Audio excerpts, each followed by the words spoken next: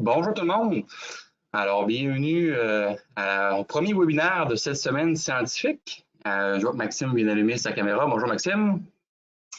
On a une quarantaine, cinquantaine de personnes qui sont branchées actuellement. On va laisser le temps tranquillement aux gens d'arriver dans le webinaire.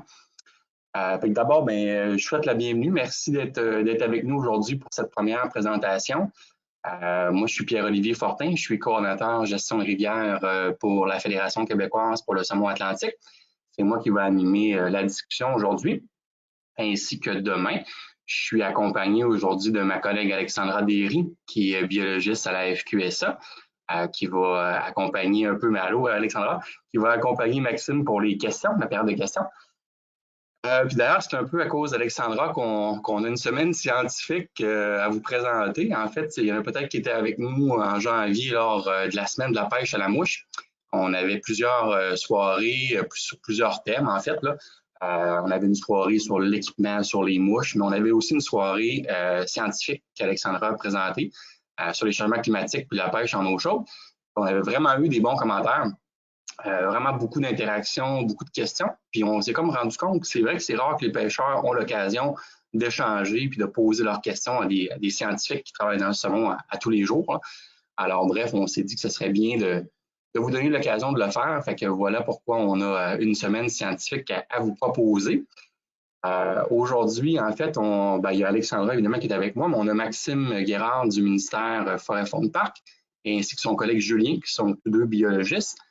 Maxime va nous parler un peu, en fait, va nous vulgariser le plan de gestion 2016-2026 du saumon atlantique. Puis également, peut-être que vous avez vu passer dans les derniers jours, le ministère a publié le bilan d'exploitation 2020. Pour ceux qui ont eu la chance d'ouvrir l'ouvrage, j'ai pu constater qu'il y a beaucoup de données là-dedans, beaucoup de chiffres. Donc, Maxime va faire un petit survol de ça avec nous, puis il va nous faire ressortir les éléments qui sont les faits les plus saillants, disons, du bilan 2020. Là, je vois qu'on est rendu à une 50-60 personnes. Donc je pense qu'on peut commencer ça. De toute façon, pour ceux qui n'ont pas l'occasion d'être avec nous ce matin en live, là, ces vidéos-là, ce webinaire-là va être disponible en fait sur notre site web là, dans les prochains jours, prochaines semaines. Également, pour les questions, juste vous mentionner, vous pouvez toujours poser vos questions dans l'onglet avec le petit point d'interrogation au cours de la présentation. On va y revenir à la toute fin. Donc, on va laisser Maxime présenter. Puis à la fin, là, on pourra lire vos questions. C'est Alexandra qui s'en chargera. Alors, là-dessus, je pense sans plus tarder, Maxime, je vais te donner le contrôle, puis tu pourras partager ton écran et ta présentation. C'est pas bien long. Merci beaucoup, Pierre-Olivier. Pendant que tu prépares ça, vous m'entendez bien? Oui. Super. Donc, je vais me mettre en mode présentation et on va démarrer si tout le monde est à l'aise. Donc, juste m'assurer que vous voyez bien à l'écran ma présentation. Je te confirme, Maxime, on voit bien. Tu peux, si tu veux, laisser ta caméra ouverte ou la fermer, c'est comme tu préfères. Si tu la fermes, on va avoir ta présentation. Excellent. Non, c'est ça, je voulais juste l'allumer là, pour le début pour essayer de reproduire une présentation en personne, mais non, je vais la fermer pour laisser toute la place au support visuel. Donc, c'est ça, un gros merci, Pierre-Olivier. D'ailleurs, merci beaucoup à la FQSA là, de nous permettre de présenter ce qu'on fait au ministère Forêt, Faune et Parc. D'ailleurs, demain, il y a une autre présentation de ma collègue aussi sur les interactions entre le barré et le saumon à laquelle je vous invite à participer. Moi, je suis ici aujourd'hui, comme Pierre-Olivier l'a bien dit, pour présenter la gestion du saumon au Québec et quelques faits saillants de la dernière saison de pêche. Moi, c'est ça, je suis biologiste à la direction d'expertise sur la faune aquatique du ministère Forêt, Faune et Parc. Je suis responsable justement de la gestion du saumon au Québec, mais évidemment avec des collègues là, de Québec et une équipe aussi en région là, de biologistes techniciens. Donc, on est une équipe là, à assurer ces tâches-là pour la province. Avant de rentrer dans le contenu, je vais vous parler un petit peu de mon plan de présentation, comment ça va être structuré aujourd'hui. En fait, quand même vous présenter quelques concepts, données qu'on utilise avant de mettre ça en application. Donc, d'entrée de jeu, il va peut-être y avoir pour certains d'entre vous du réchauffé, des choses que vous connaissez déjà ou pas. Ne connaissant pas là, le niveau de connaissance de l'auditoire, je préférais peut-être mettre la table comme il faut pour s'assurer que par la suite, quand on va entrer dans les concepts de comment on utilise ça dans la gestion, ben, que tout le monde puisse bien suivre. Donc, c'est ça, on va commencer par ça. Après ça, on va présenter la gestion du Saumon Québec, comment on utilise nos données, comment on gère ça. Par la suite, je voulais faire une petite parenthèse pour vous présenter quelques autres projets sur lesquels le ministère travaille avec différents partenaires. Bref, qu'est-ce qui nous occupe là ces temps et quels sont les sujets d'avenir là, selon nous pour le saumon sur lesquels on travaille. Et je vais terminer, comme Pierre-Olivier le dit, avec les faits saillants de la saison 2020. Je tiens juste à préciser, Pierre-Olivier disait que le bilan saumon a été publié récemment. En fait, il a été publié depuis quelques temps, mais on attendait pour faire une petite manchette Facebook que vous avez peut-être vu passer. Mais les données sont accessibles en ligne depuis un certain temps. Je vais vous montrer d'ailleurs dans la présentation comment y accéder pour ceux que ça intéresse, parce que comme tout ça est en ligne, on va faire un survol la dernière saison, mais si vous êtes intéressé au fin détail, je vous indiquerai comment aller les chercher.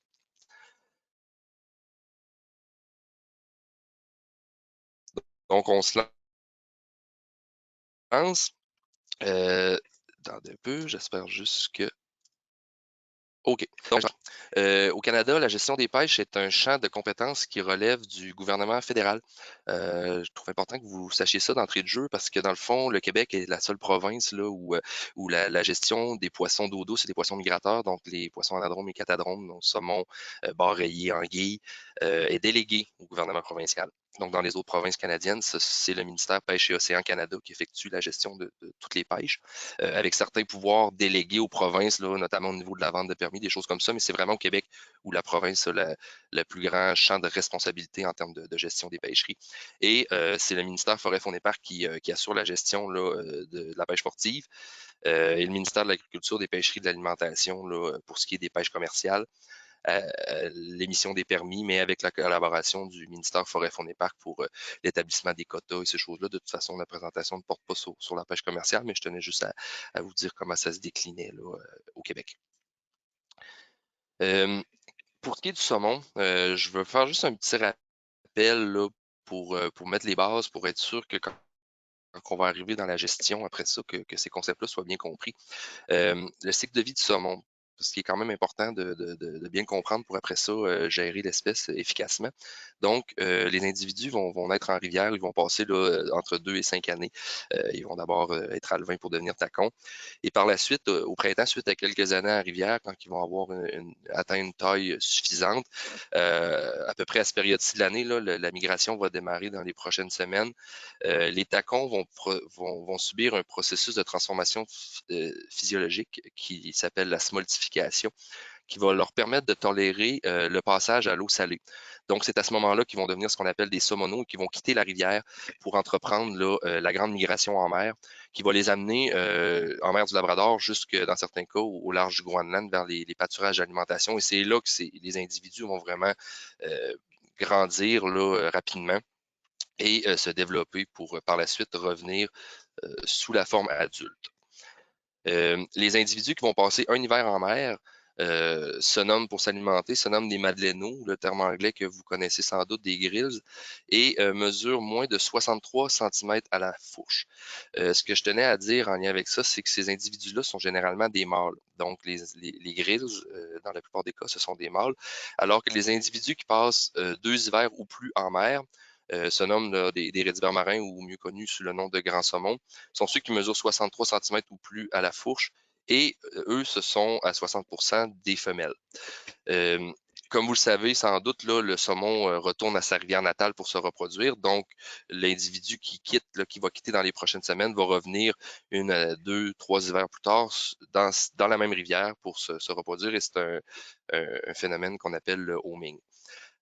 Simplement aussi vous dire au passage que dans les grands saumons, on inclut là-dedans, dans les rédivers marins, on inclut les individus qui ont réussi à revenir une première fois pour la reproduction, qui ont réussi à le faire efficacement, qui vont réussir à retourner en mer et revenir une deuxième, voire même une troisième fois pour contribuer au processus de reproduction, qu'on appelle aussi des multifrayeurs. Ça entre dans la grande famille des grands saumons.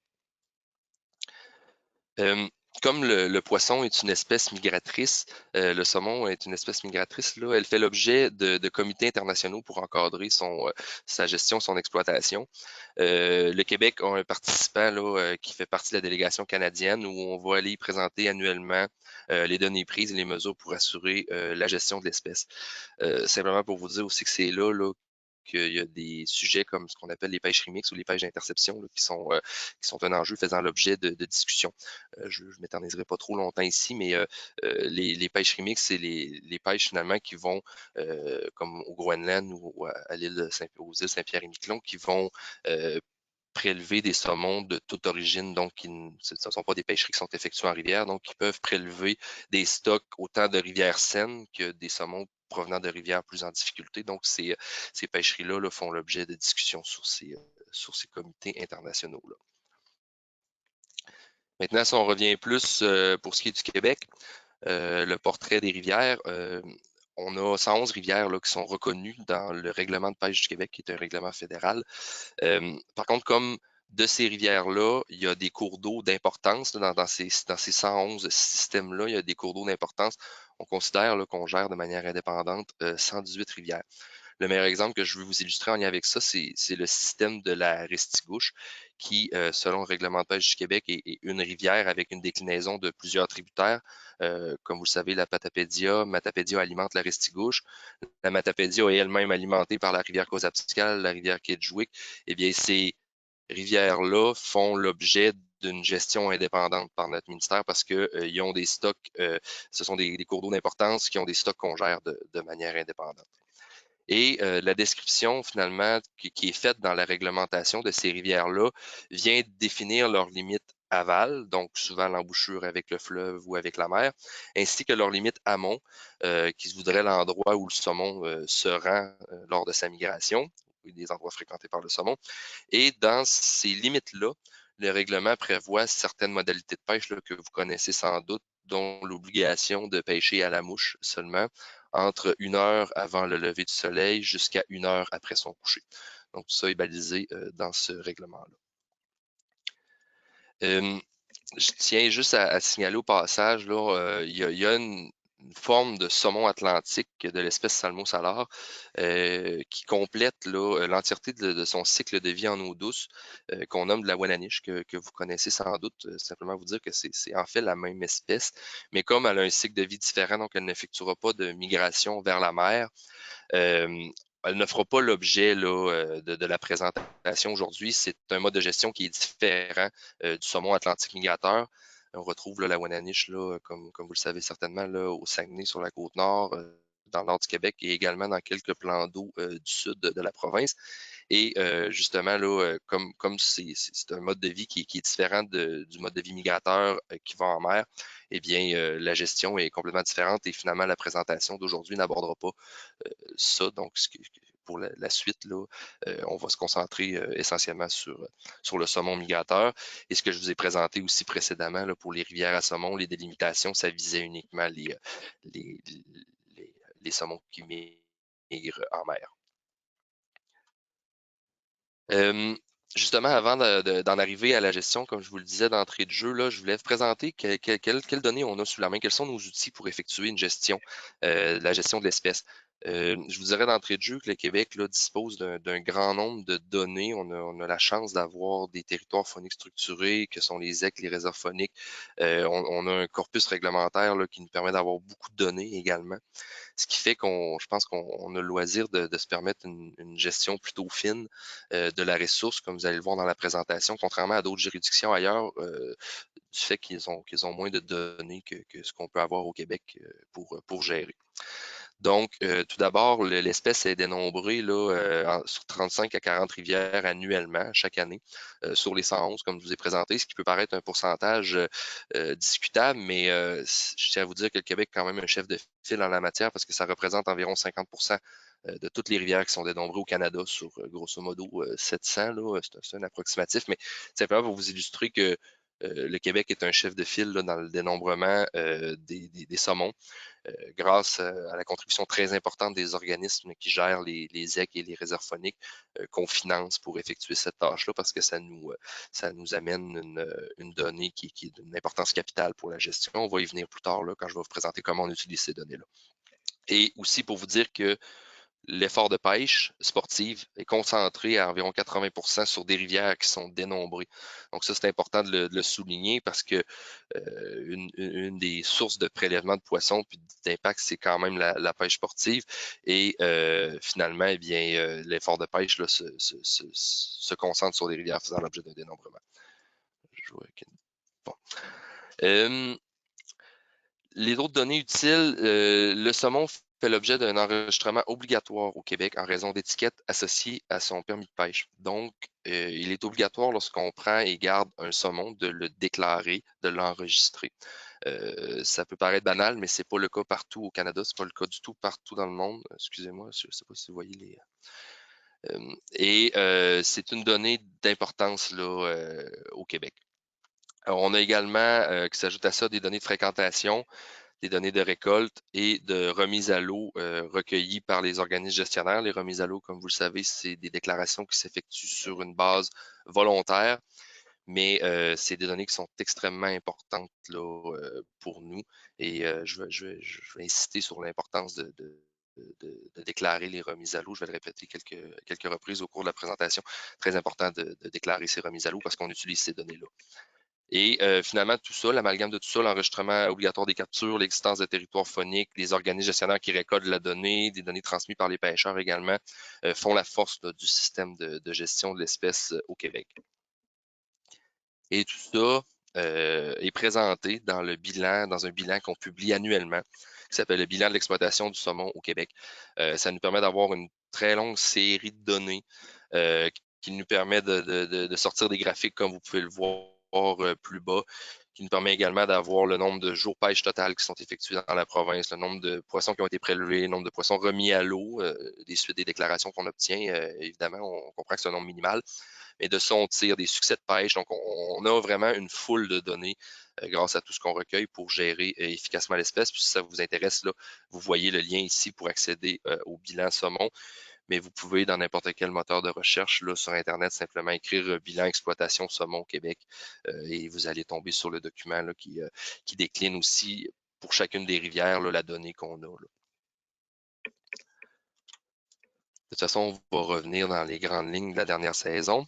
Mais ce que je voulais vous dire, c'est que ça nous permet là, également, avec des estimés de montaison sur les rivières qui ne sont pas dénombrées, des estimés qu'on va chercher provenant de différentes données qu'on a, de sortir des graphiques là, de montaison totale qu'on a dans la province, qu'on estime qu'il y a sur toutes les rivières de la province.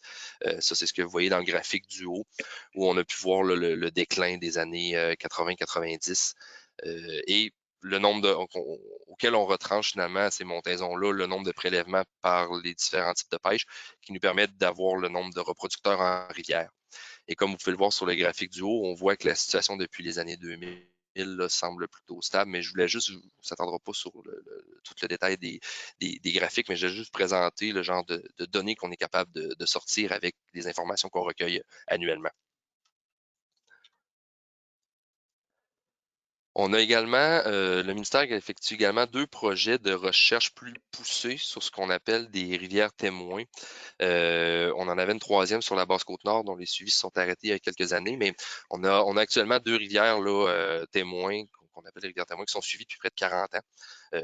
La première étant la rivière Saint-Jean à Gaspé et la seconde, la rivière de la Trinité sur la Côte-Nord, qui se situe environ à mi-chemin entre Bécomo et Sept-Îles.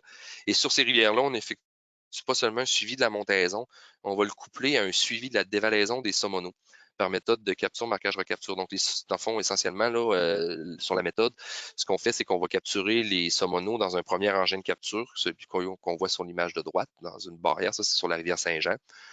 Ça peut être aussi avec des trappes rotatives, comme on le voit sur l'image de gauche. Les trappes rotatives sont des gros tambours qui roulent dans l'eau et vous voyez derrière, il y a un petit vivier. Je ne sais pas si vous êtes en mesure de voir mon curseur où je pointe, là, mais il y a un petit vivier qui nous permet de récupérer les poissons qui sont capturés. Donc, ce qu'on fait, c'est qu'on va capturer les saumonaux en dévalaison. On va leur faire une petite marque physique non invasive là, sur le poisson. On va les relâcher. Et finalement, la proportion, une certaine partie d'entre eux vont être recapturés ici, mais il va y avoir également des poissons qu'on n'a pas marqués qui vont être recapturés ici, ce qui fait que en effectuant un calcul mathématique du ratio de nombre de saumons qui ont été marqués, donc capturés au premier engin de capture, versus le nombre qui ne sont pas marqués, on va être en mesure d'estimer le nombre de saumonaux qui dévalent vers la mer. Donc, les projets vont débuter incessamment. Là, comme je vous le disais, là, cette migration-là est sur le point de s'entamer cette année. Ce que ça nous permet de faire, d'avoir le suivi de la montaison couplé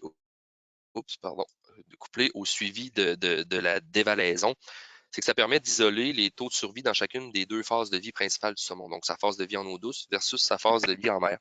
Et c'est des projets comme ça, entre autres, là, qui ont servi à documenter que lorsqu'on observait un déclin important de l'espèce dans les années 80-90, eh bien, c'était pas nécessairement associé à une baisse de survie en rivière. C'était vraiment au niveau de la survie en mer qu'il y avait un problème parce qu'on constatait que le nombre de saumonaux qui dévalaient tendait à diminuer, mais pas tant que ça par rapport au déclin qu'on observait sur le nombre de saumons adultes qui revenaient en rivière. Donc ça, c'est des suivis qui sont extrêmement importants pour la connaissance de l'espèce. C'est des suivis qu'on utilise également pour sa gestion. C'est des suivis qui sont abondamment cités dans la littérature scientifique et qu'on utilise également pour y greffer d'autres projets de recherche comme ceux, exemple, de marquer des saumonaux avec des émetteurs pour suivre leur parcours migratoire en mer, essayer de comprendre mieux où vont se produire les causes de mortalité, puis essayer d'en apprendre plus parce que ce qu'on sait actuellement, selon la littérature, évidemment que la mortalité est en mer, mais les causes exactes sont, quant à elles, plutôt au moins bien documentées. Probablement que ce serait une série de facteurs qui expliqueraient ça. Mais des projets comme ça nous permettent d'avoir entre les mains des poissons lorsqu'on veut effectuer des marquages pour en apprendre davantage avec différents partenaires que sont des universités ou même, dans certains cas, d'autres ministères. Maintenant que je vous ai présenté là, rapidement l'essentiel des données qu'on a sous la main, on va entrer à l'étape où je vais essayer de vous expliquer au mieux comment on utilise tout ça pour gérer l'espèce au Québec. D'abord, j'aimerais vous dire que le ministère a publié en 2016 le plan de gestion du saumon atlantique qui va être normalement effectif en tout cas, selon ce qui est prévu, jusqu'en 2026. Il peut y avoir des modifications d'apporter en cours de route, bien évidemment, là, mais en 2016, bref, ce document-là a été publié et est venu là, revoir plusieurs facettes de la gestion de l'espèce au Québec. Tout d'abord, ce qu'il faut comprendre, c'est qu'il y a une priorité d'allocation de la ressource qui est prévue dans la loi sur la conservation des valeurs de la faune, donc une loi de laquelle relève notre ministère, où on vient dire que lorsque l'espèce est suffisamment abondante, il peut y avoir une pêche commerciale. Par la suite, bien évidemment, c'est sûr qu'il y a la pêche sportive, les pêches rituelles, sociales ou alimentaires qui sont essentiellement des pêches autochtones. Et évidemment, si la ressource diminue à un point critique, il va y avoir uniquement la protection du stock reproducteur, donc il n'y aura plus d'exploitation. Simplement pour vous dire, dans le fond, que le plan de gestion vient baliser ici la catégorie pêche sportive de l'exploitation de l'espèce. L'encadrement des pêches autochtones se fait par d'autres mécanismes. Et pour ce qui est de la pêche commerciale, elle était arrêtée complètement au Québec en 2000, suite au rachat des permis de pêche commerciaux. Les objectifs du plan de gestion sont d'assurer la conservation et la persistance à long terme des populations de saumon, de mettre en place une gestion actualisée basée sur l'évolution des stocks. Donc, comme vous voyez, là, comme on a présenté dans les graphiques précédemment, là, les fluctuations temporelles puis le déclin qu'on a observé au cours des années 80-90, et de favoriser une mise en valeur optimale et le développement économique lié à son exploitation. Donc, en d'autres mots, de pouvoir se permettre de continuer à assurer et puis à permettre une pêche sportive pour les générations à venir, tout en s'assurant de ne pas surexploiter l'espèce, de sorte que justement on devra mettre un fin. Donc, c'est d'essayer d'être en juste équilibre entre permettre une activité de pêche sans surexploiter la ressource. Et pour y parvenir, on établit des modèles. Je vais passer assez brièvement là-dessus, mais c'est quand même important là, de vous l'expliquer rapidement. Puis il y a plus de détails dans le plan de gestion. Si dans le document du plan de gestion, j'avais mis l'adresse d'ailleurs, le lien là, dans la diapositive que je vous ai présentée tout à l'heure, mais encore là, en tapant le plan de gestion saumon au Québec dans n'importe quel moteur de recherche, vous allez avoir accès au document pour ceux qui voudraient en apprendre davantage. Essentiellement, ce qu'il faut comprendre des modèles, c'est que on vient, ce qu'on appelle les modèles stock recru qu'on utilise, où on vient déterminer l'évolution du nombre de rejetons produits en fonction de l'évolution des géniteurs en rivière. Ou comme vous pouvez le voir sur l'image du bas, eh bien, plus on a de géniteurs, plus on va produire de rejetons, mais finalement, on va finir par atteindre un point maximal où la compétition entre les jeunes en rivière va faire en sorte que si on augmente le nombre de géniteurs et qu'on continue d'augmenter le nombre de rejetons, ben, il va y avoir une compétition qui fait que finalement, au final, il va y avoir un déclin. Et ce qu'on va essayer de déterminer, c'est quels sont ces endroits-là où il y a quel est le maximal là, pour chacune des rivières et l'optimal finalement. Donc, ce qu'on a fait pour y parvenir, c'est qu'on a intégré les données de 12 rivières du Québec sur une très longue série temporelle de 1972 à 2005 et on y a intégré une covariable d'habitat. Donc, avec des données d'habitat, ça nous a permis d'exporter ces modèles-là sur des rivières pour lesquelles on n'a pas les données biologiques en termes d'abondance de saumon.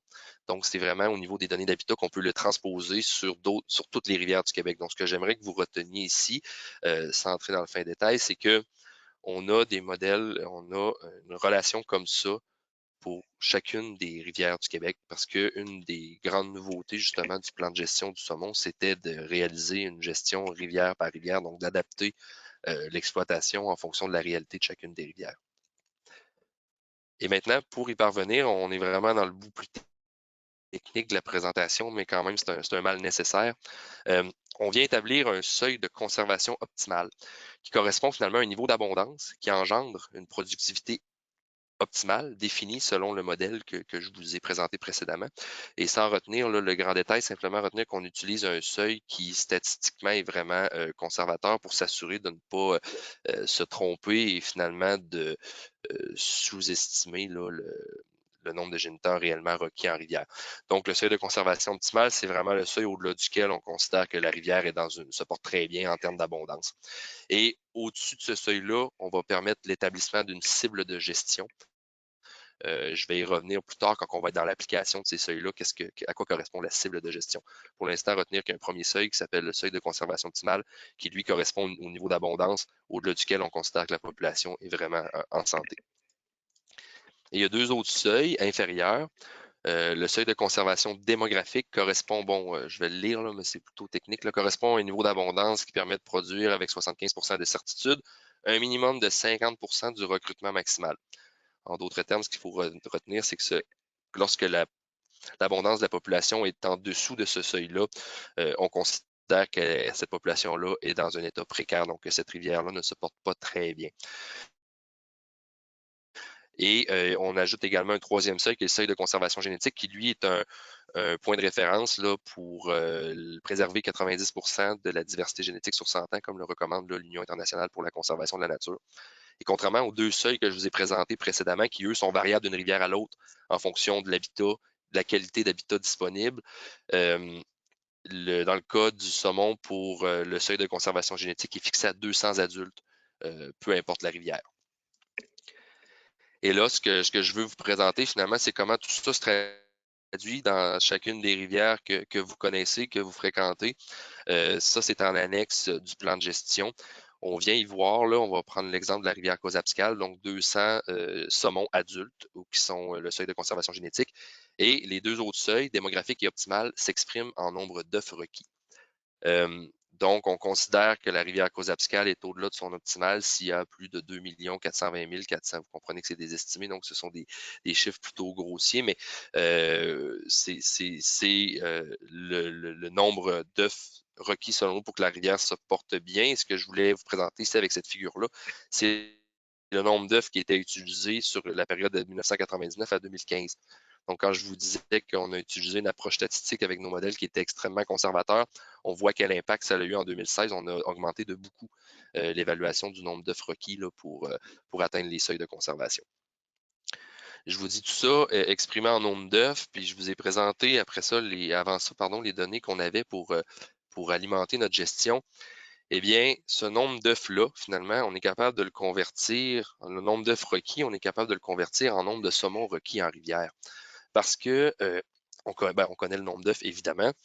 On connaît pour chacune des rivières, là, basé sur les données pêche, le pourcentage de mâles et de femelles, basé en grande majorité sur les données de pêche, puis sur d'autres informations, dont la génétique dans certains cas, lorsqu'on n'avait pas suffisamment de données. Mais bref, on est capable, on connaît le pourcentage de mâles et de femelles dans chacune des populations. On connaît le poids moyen des individus, encore là, basé sur les données de pêche. Et on connaît également le nombre d'œufs produits par femelle par kilogramme, qu'on généralise pour tout le Québec. Donc, on vient déterminer, suite à des recherches, qu'un Madeleino femelle, donc un grill femelle, produit 2025 œufs par kilogramme et qu'un grand saumon femelle produit 1045 œufs par kilogramme. C'est sûr que comme le grand saumon est beaucoup plus pesant que le grill, il va produire au total beaucoup plus d'œufs.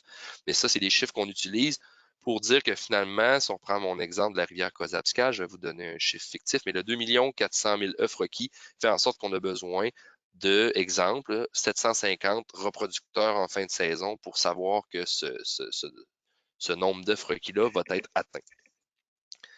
Et finalement, s'il est atteint, c'est là qu'on va classer, s'il est atteint ou pas en fait, c'est là qu'on va classer les rivières dans différentes catégories d'abondance.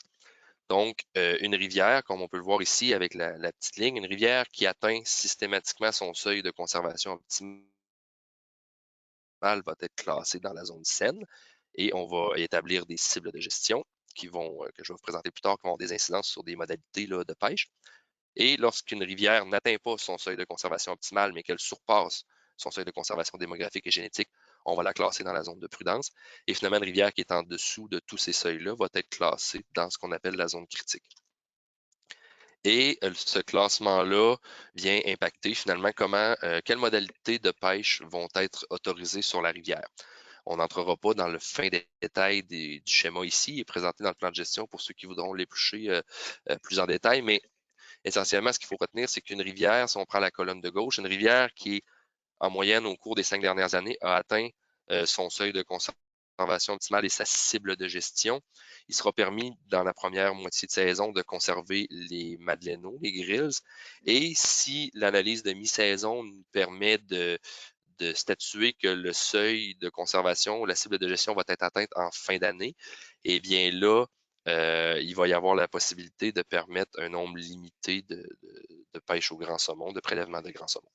Pour la colonne du milieu, c'était dans la zone de prudence, où là, il y a possibilité seulement de conserver les petits saumons. Et finalement, pour les rivières dans la zone critique, tout dépendant s'il y a présence d'un organisme gestionnaire, d'un exploitant, il va y avoir soit une fermeture complète des activités de pêche s'il n'y en a pas, ou s'il y a présence d'un exploitant, il peut y avoir une certaine pêche avec un prélèvement très limité d'individus, donc soit une remise à l'eau obligatoire de tous les poissons pêchés, soit un nombre de poissons qui est permis de prélever très limité. Maintenant, on utilise la moyenne des 5 dernières années pour faire ces classements-là parce que justement, le mode de vie du saumon, son cycle de vie, ça dure en moyenne 5 ans. Ce qui fait qu'en utilisant la moyenne des 5 dernières années, on intègre chacune des cohortes dans le calcul et on va réviser annuellement ce classement-là avec la dernière année qui vient d'entrer. Donc, on recule toujours 5 ans en arrière et on revoit annuellement les classements s'il y a des changements au niveau de l'abondance de la ressource sur les différentes rivières. Tout ça, évidemment, tient la route et s'applique bien pour les rivières pour lesquelles on connaît les montaisons annuelles. Parce qu'effectivement, comme je vous le présentais, tout est basé sur le nombre de géniteurs requis pour connaître le nombre d'œufs qui vont être déposés. Cette tâche-là colossale de dénombrer le plus grand nombre de rivières possible s'effectue en partenariat avec les organismes gestionnaires.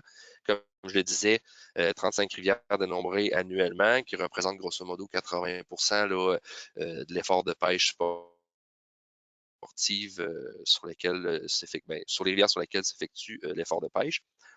Et on a des moyens de pallier également pour des rivières qui sont sans données de montaison. On utilise des indicateurs indirects comme le succès de pêche, mais généralement, ce ne sont pas des données qu'on va utiliser pour l'ouverture. On y reviendra là, à l'ouverture de la pêche au grand saumon. Mais bref, on a des façons indirectes d'aller connaître l'abondance du saumon, notamment avec le succès de pêche, ce qui implique encore une fois de connaître l'abondance pardon, pas l'abondance, mais le nombre de poissons remis à l'eau, les déclarations des remises à l'eau. Et finalement, la fameuse cible de gestion dont je vous ai parlé à quelques reprises, lorsqu'une rivière est au-dessus de son seuil de conservation optimale, il va y avoir l'établissement d'une cible de gestion. Donc, l'organisme gestionnaire de territoire va être invité à discuter avec nous sur la cible qu'il souhaite fixer sur la rivière pour permettre ou pas une rétention des grands saumons, si c'est ce qui est souhaité. Donc, on vient avec l'organisme travailler à dire, ben, voici le seuil de conservation optimale et de votre côté, qu'est-ce que vous souhaitez utiliser comme cible de gestion? Et c'est ça qui va être, c'est cette cible-là qui va être utilisée pour permettre ou pas une rétention des grands saumons. Mais cette cible-là doit nécessairement être au-dessus ou égale au seuil de conservation optimale. On ne permettra pas, évidemment, d'avoir une cible de gestion qui est inférieure au seuil de conservation. Mais il y a quand même une marge de manœuvre de l'organisme pour après ça, pour ceux qui sont au sein de conseils d'administration de rivière, c'est peut-être quelque chose que vous connaissez bien, mais qui permet de déterminer le nombre de saumons que l'organisme souhaite qu'ils soient en rivière pour permettre ou pas un prélèvement des grands saumons. Ça m'amène justement au point sur la pêche au grand saumon. C'est un sujet qui peut faire l'objet de débats et je tenais à vous l'expliquer comment c'est encadré et comment c'est fait au Québec. Et que surtout qu'on a une qualité de données qui nous permet d'aller dans ce niveau de finesse-là. Je tenais à vous présenter comment tout ça est balisé et encadré. Parce que le Québec est quand même le seul endroit en Amérique du Nord où il est encore permis de prélever du grand saumon, mais on y viendra plus tard quand on regardera les statistiques, mais vous allez voir qu'on est en grande diminution dans ce prélèvement-là, mais il y a encore certains prélèvements qui s'effectuent au Québec. Il y a également certaines rivières, là, en exception au mode de gestion, qui sont en rétention des grands saumons tout au long de la saison. Que ce soit les rivières du nord du Québec où l'effort de pêche est moindre et il y a quand même une bonne abondance selon ce qu'on en voit de la ressource. Et il y a d'autres rivières là, constituées presque exclusivement de grands saumons, dont la rivière Coasapscale et Moisy, Natashquan, Saint-Jean sur la côte nord, qui, elles, sont presque exclusivement constituées de grands saumons, ce qui fait que le modèle de gestion où on peut permettre un certain prélèvement des madeleines, puis après ça, une ouverture de la pêche au grand saumon, mais ça ne tenait pas vraiment bien, puisque des madeleines, il y en a à peu près pas. Donc, ces rivières-là sont en exception. Et les autres, les rivières là, standards, disons ça comme ça, qui se classent dans la zone saine, elles peuvent ouvrir à une pêche au grand saumon limitée, en nombre limité, au 1er août, si la ressource est suffisamment abondante en cours de saison. Et c'est là que je vais vous présenter comment ça fonctionne. Dans le fond, pour y parvenir, il faut être capable d'évaluer avec certitude à la mi-saison la possibilité d'atteindre la cible de gestion en fin de saison. Parce qu'il faut se rappeler qu'en mi-saison, il y a un pourcentage des montaisons qui n'est pas encore entré en rivière. Et il faut aussi considérer le prélèvement par la pêche sportive qui va avoir lieu jusqu'à la fin de la saison. Et évidemment qu'on veut éviter autant que possible d'avoir à refermer la pêche au grand saumon. Donc, tout ça est balisé dans un plan d'intervention qui intervient entre le ministère et les organismes gestionnaires où on vient identifier le nombre de saumons requis à la mi-saison pour ouvrir. Donc, quelle est la cible de gestion pour ouvrir la pêche au grand saumon et quel est le prélèvement, le nombre de grands saumons qui sera autorisé de prélever d'ici la fin de la saison. Tout ça, évidemment, est fait sur une base conservatrice, c'est-à-dire qu'on ne voudrait pas arriver et ne pas atteindre la cible de gestion en fin d'année. Donc, on se garde quand même une marge de manœuvre pour ne pas justement arriver dans une situation où il y a eu un prélèvement qui ne permet pas d'atteindre la cible. Et on a quand même aussi des courbes là, de montaison historiques qu'on accumule depuis un très bon nombre d'années qui nous permettent de bien connaître la dynamique de montaison et de savoir que s'il y a tant de saumons à la mi-saison, c'est qu'il devrait y en avoir à peu près tant à la fin de saison. Mais tout ça, évidemment, on se garde une marge de manœuvre pour justement éviter d'avoir une surexploitation. Donc, tout ça est très encadré lorsqu'on permet une ouverture de la pêche au grand saumon. Maintenant, ce que ça donne, eh bien, l'année dernière, on a ouvert là, au 1er août la pêche au grand saumon en nombre limité sur 5 rivières de la Gaspésie, 4 rivières du Bas-Saint-Laurent et 4 rivières de la Côte-Nord que vous voyez à l'écran. Et ça, c'est un exercice qu'on va refaire annuellement, basé sur la moyenne des 5 dernières années, le nombre de saumons requis pour l'année en cours et que si ce nombre-là est atteint, eh bien là, on va pouvoir autoriser une rétention de grands saumons. Donc, ça fait quand même bon portrait de comment l'espèce est gérée au Québec. Ce que je voulais vous présenter avant de changer de sujet, c'est qu'est-ce qui est nouveau finalement dans le plan de gestion par rapport à la gestion qu'on effectuait avant 2016. Tout d'abord, au niveau du plan de gestion, on est venu réduire le contingent annuel de 7 à 4 saumons, donc qui est associé au permis de pêche pour ceux qui achètent un permis de pêche avec des étiquettes, dont au plus un grand saumon. Donc avant, c'était 7 saumons, peu importe la taille, alors que maintenant, on est passé à 4 saumons, dont au plus un grand. Donc 3 Madeleineaux, un grand, ou 4 Madeleineaux, aucun grand, à l'exception des rivières du nord du Québec où c'est permis de prélever là, 4 grands saumons. On est également procédé à la fermeture complète ou des restrictions de la récolte sur les rivières dont la population est en situation critique. Ce que je vous présentais précédemment, là, les rivières pour lesquelles l'abondance est en dessous du seuil de conservation génétique et démographique. Et tout ça dépend de la présence d'un organisme gestionnaire ou pas. On est venu également imposer la remise à l'eau obligatoire des grands saumons en début de saison sur toutes les rivières, sauf les quelques exceptions que je vous ai présentées précédemment, justement pour attendre. Ça nous permet d'attendre de voir quel genre d'année est-ce qu'on va avoir une bonne année de montaison ou une moins bonne pour par la suite aller permettre des modalités de pêche plus libérales si on a une bonne abondance. Donc, on attend de voir vraiment là, comment se déroule la montaison de l'année en cours. Et on permet une rétention d'un nombre limité de grands saumons au 1er août sur les rivières dans la zone Seine lorsque les montaisons de l'année en cours sont suffisantes. Et finalement, comme la remise à l'eau est une pratique qui gagne en popularité, on est venu intégrer un pourcentage de mortalité associé à cette pratique-là. Puis il gagne en popularité aussi, pas juste par souci des pêcheurs, mais parce qu'on y met des obligations réglementaires de remettre à l'eau les poissons, là, tout dépendant de la taille et de la rivière. On voulait intégrer un certain pourcentage pour ne pas, après ça, arriver puis surestimer le nombre de reproducteurs du fait qu'il peut y avoir certaines mortalités associées à cette pratique-là.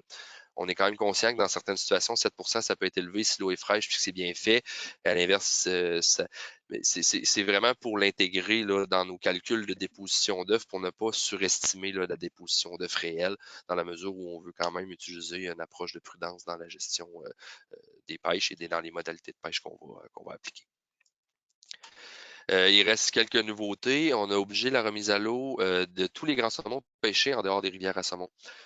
Pour la simple et bonne raison que ces saumons-là qui sont pêchés en dehors des rivières, on ne sait pas à quelle rivière ils sont destinés et on ne voudrait pas permettre le prélèvement d'un grand saumon qui est destiné à une rivière qui est dans une situation critique. Donc, ce qui est permis en dehors des rivières à saumon, c'est uniquement de prélever les Madeleineaux pour ceux qui détiennent, faut détenir un permis de pêche au saumon finalement pour pouvoir faire ça avec une étiquette et il est permis uniquement là, en dehors des rivières de garder un grill. On est venu également réduire la limite de prise de possession quotidienne à un maximum de 2 saumons par jour.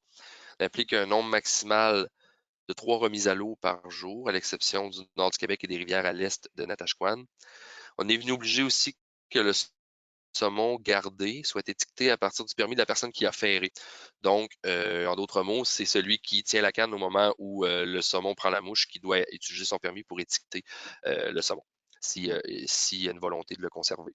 Et on a fait une petite modification au niveau du permis de pêche un jour qu'on a étendu à une durée de 3 jours et auquel on a adjoint une étiquette permettant de garder un petit saumon. Quelques comparaisons là, depuis la mise en œuvre du plan de gestion. Donc, la période 2016-2020, qui sont les 5 premières années de mise en œuvre du plan de gestion, avec la période précédente. On a réduit là, de beaucoup la récolte de grands saumons, donc 51 comme vous pouvez le voir. Donc ça, c'est un bon signe, beaucoup plus de poissons qui restent à l'eau, qui retournent à l'eau, tout en couplant ça avec une augmentation de la fréquentation de plus de 5 Donc, quand je vous parlais des objectifs là, de concilier une exploitation durable avec quand même une fréquentation sur le territoire, ben, c'est quand même des chiffres assez évocateurs pour nous signaler que le plan de gestion, dans ses grandes lignes, fonctionne plutôt bien.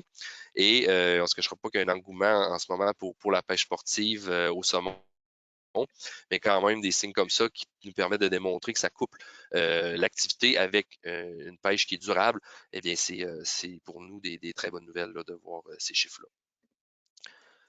Avant de passer à un autre sujet, je voulais présenter deux autres points qui sont abordés dans le plan de gestion que j'éterniserai pas trop ici, là, mais juste pour vous dire que ça existe. Puis si vous voulez en savoir davantage, il y a toujours le document là, du plan de gestion que vous pouvez vous référer en ligne.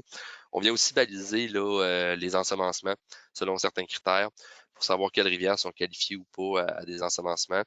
Euh, Puis c'est ça, le ministère a une station piscicole qui, elle, produit la plupart des sommes là, qui sont destinés à être ensemencés sur nos rivières. Et finalement, on est venu aussi baliser les demandes pour la colonisation de plans d'eau inoccupés par le saumon. On comprend ici des portions de rivières là, qui étaient en haut d'obstacles infranchissables, où il y avait soit des demandes pour rendre cet obstacle infranchissable pour le rendre franchissable, donc soit par l'aménagement de passes migratoires ou par carrément des interventions sur la structure de l'obstacle pour le permettre au saumon de franchir. Eh bien, c'est balisé dans le plan de gestion sur ce qui est possible de faire ou pas lorsqu'il y a des demandes de cette nature. Maintenant, on passe à un autre sujet que je voulais vous présenter, que je trouve quand même qui est important et qui est d'actualité en lien avec ce qu'on voit en termes de changement climatique, qui a des incidences sur le réchauffement de l'eau des rivières. C'est qu'on est venu depuis quelques années effectuer un projet là, expérimental pour gérer réglementairement la pêche en période de température d'eau critique. Comme je vous dis, c'est vraiment un projet expérimental qu'on teste qui va dans la même tendance que de ce qu'on voit dans les autres juridictions là, ailleurs qu'au Québec, là, c'est aussi des choses qui sont effectuées présentement. C'est une mesure pour augmenter les efforts de protection des petites populations aux prises avec des températures d'eau élevées et pour lesquelles le prélèvement par la pêche est déjà limité. L'étape, là, pourquoi je vous dis qu'on est en expérimentation, c'est sûr que c'est pour évaluer là, la mécanique administrative parce qu'on va viser, je vais vous le présenter dans la diapositive suivante, on va viser à fermer les activités de pêche lorsque l'eau atteint un certain seuil, mais on veut aussi voir au niveau biologique, est-ce que ça a des impacts et au niveau socio-économique, qu'est-ce que ça peut représenter aussi pour ces organisations-là. Parce qu'il faut quand même comprendre, puis vous le savez sans doute, hein, lorsque les températures de l'eau sont chaudes, le saumon mord beaucoup moins. Donc, il y a toujours une espèce de compromis à faire entre, oui, faire des mesures, on ne veut pas non plus qu'il y ait trop d'impact socio-économique pour les organismes qui peuvent être dans des situations financières précaires. Puis on veut aussi s'assurer que ça a un impact réel sur la ressource et qu'on va protéger du saumon avec ces mesures-là. Donc, c'est tout ça qu'on vise à évaluer. On le fait sur deux rivières du Saguenay. La rivière Petit-Saguenay, on vise deux mesures différentes. La rivière Petit-Saguenay, ça comprend tout le territoire de la ZEC. Alors que pour ce qui est de la rivière Saint-Jean au Saguenay, ça vise uniquement le secteur 3, où on y retrouve là un refuge thermique, donc un endroit alimenté par un cours d'eau froid, où il y a une bonne concentration de saumons qui peuvent être vulnérables à la pêche, donc ça vise uniquement ce secteur-là. Maintenant, quels sont les critères pour prendre nos décisions? Il va y avoir fermeture de la pêche pour un minimum de 3 jours lorsque l'eau est supérieure à 23 degrés lors de la prise de température le matin. Ce qu'il faut savoir, c'est que la simplification réglementaire, devrais-je dire, est un enjeu pour le gouvernement du Québec. C'est-à-dire qu'on est dans une démarche gouvernementale à ne pas complexifier du mal la réglementation pour les citoyens, puis les modalités de pêche n'en font pas exception. Donc, on voulait éviter d'avoir une situation ou un projet où on vient fermer une journée, rouvrir le lendemain, refermer le surlendemain. Donc, on s'est donné une plage minimum de 3 jours où si l'eau le matin est supérieur à 23 degrés. On va regarder les prévisions météorologiques, on va déterminer quelles sont les chances que la situation perdure pour au moins 3 jours. Et si la situation est pour demeurer comme ça pour au moins 3 jours, selon les prévisions météorologiques, il va y avoir une décision qui va se prendre de fermer la pêche. On peut la fermer pour plus de 3 jours, évidemment, tant que les conditions ne rentrent pas dans l'ordre. Et lorsque la situation revient plus à la normale, eh bien là, il va y avoir la même réflexion de fait pour réouvrir les activités de pêche. C'est-à-dire que si l'eau redescend une journée donnée sous 23 degrés le matin, mais que les prévisions disent que ça va remonter dès le lendemain, au-dessus de 23, il n'y aura peut-être pas de réouverture des activités de pêche. On va vraiment réouvrir lorsque on sera confiant que ça va être ouvert pour un minimum de 3 jours. Comme je vous le disais, pour éviter de complexifier du mal la réglementation puis d'ouvrir, fermer, là, on s'est donné un petit bloc minimal là, pour agir. Lorsque la décision se prend, on vise à ce qu'elle soit effective dès le lendemain. Donc, si un matin donné, la température est au-dessus de 23 et qu'on a des signes que ça va perdurer pour au moins 3 jours, eh bien, c'est dès le lendemain matin qu'on viendrait intervenir. Tout ça, dans le fond, là, est encore à l'étape de projet expérimental et depuis qu'on l'a mis en œuvre, on n'a pas eu à fermer la pêche. L'année dernière, vous le savez sans doute, ça a été pas un été très chaud où il y a eu quand même des bonnes précipitations, un couvert nuageux, pas eu de grosses canicules prolongées. C'est sûr qu'avec le printemps qu'on a là, puis l'été qui s'annonce, peut-être qu'on va être en mesure de le tester cette année. Mais dans le fond, là, c'est ce qui nous guide actuellement. Et s'il y a fermeture, évidemment, tout ça est effectué en collaboration avec les organismes qui gèrent ces territoires-là. Et s'il y a fermeture des activités, eh bien, c'est là l'organisme qui est en charge de contacter les pêcheurs là, qui pourraient avoir des réservations le cas échéant. Dernier point avant de passer aux faits saillants de la dernière saison, je voulais vous présenter là, quelques autres initiatives, collaborations là, que le ministère fait, d'autres projets qu'on a en lien avec la gestion du saumon, dont le premier, qui est l'évaluation de l'impact de la remise à l'eau en période d'eau chaude sur le succès reproducteur. Comme je parlais d'impact biologique précédemment, la première question à se poser, c'est quel est l'impact sur le saumon lorsqu'il est remis à l'eau en période d'eau chaude? Est-ce qu'il est capable de se reproduire? Et si oui, est-ce qu'il le fait aussi efficacement qu'un poisson non pêché? Parce que ça a des incidences sur les décisions après qu'on pourra prendre pour gérer la pêche en fonction des changements climatiques. C'est un projet qui est réalisé, co-dirigé par mon collègue Julien April du ministère, en collaboration avec le docteur Louis Bernatchez de l'Université Laval. Et d'ailleurs, dans le cadre de la semaine scientifique de la FQSA, il y aura une présentation de l'étudiant à la maîtrise qui a réalisé ce projet-là, Raphaël Bouchard, ce mercredi. Donc, je vous invite évidemment à y participer en grand nombre. C'est un sujet là, très intéressant puis qui va avoir des incidences évidemment pour l'avenir en lien avec les changements climatiques. Et toujours dans le domaine des changements climatiques, eh bien, le ministère entretient là, un réseau de suivi de température de l'eau des rivières à saumon sur plus des rivières et 30 incluant certains tributaires, et ça à chaque année. Ce qui fait qu'on est en mesure d'avoir, on vise à accumuler une série de données, puis une série surtout temporelle sur plusieurs années pour être en mesure de documenter finalement les fluctuations d'eau des rivières. Le ministère participe également à divers projets de recherche appliquée là, pour la gestion de l'espèce, que ce soit des projets de génétique, de maladies, comme vous présentez aussi des projets de télémétrie que j'ai pas mis dans la liste ici, des projets sur l'habitat où on vise à raffiner, là, ça c'est un chantier colossal de mon collègue Jean-Nicolas Bujoux avec l'Institut national de recherche scientifique là, et nos collègues en région pour déterminer, raffiner les potentiels d'habitat en rivière avec les nouvelles connaissances sur les nouvelles technologies, en fait l'utilisation des nouvelles technologies pour raffiner finalement les potentiels d'habitat en rivière. Il y a également la présentation de demain sur les interactions avec le bar rayé là, qui pourrait vous intéresser grandement.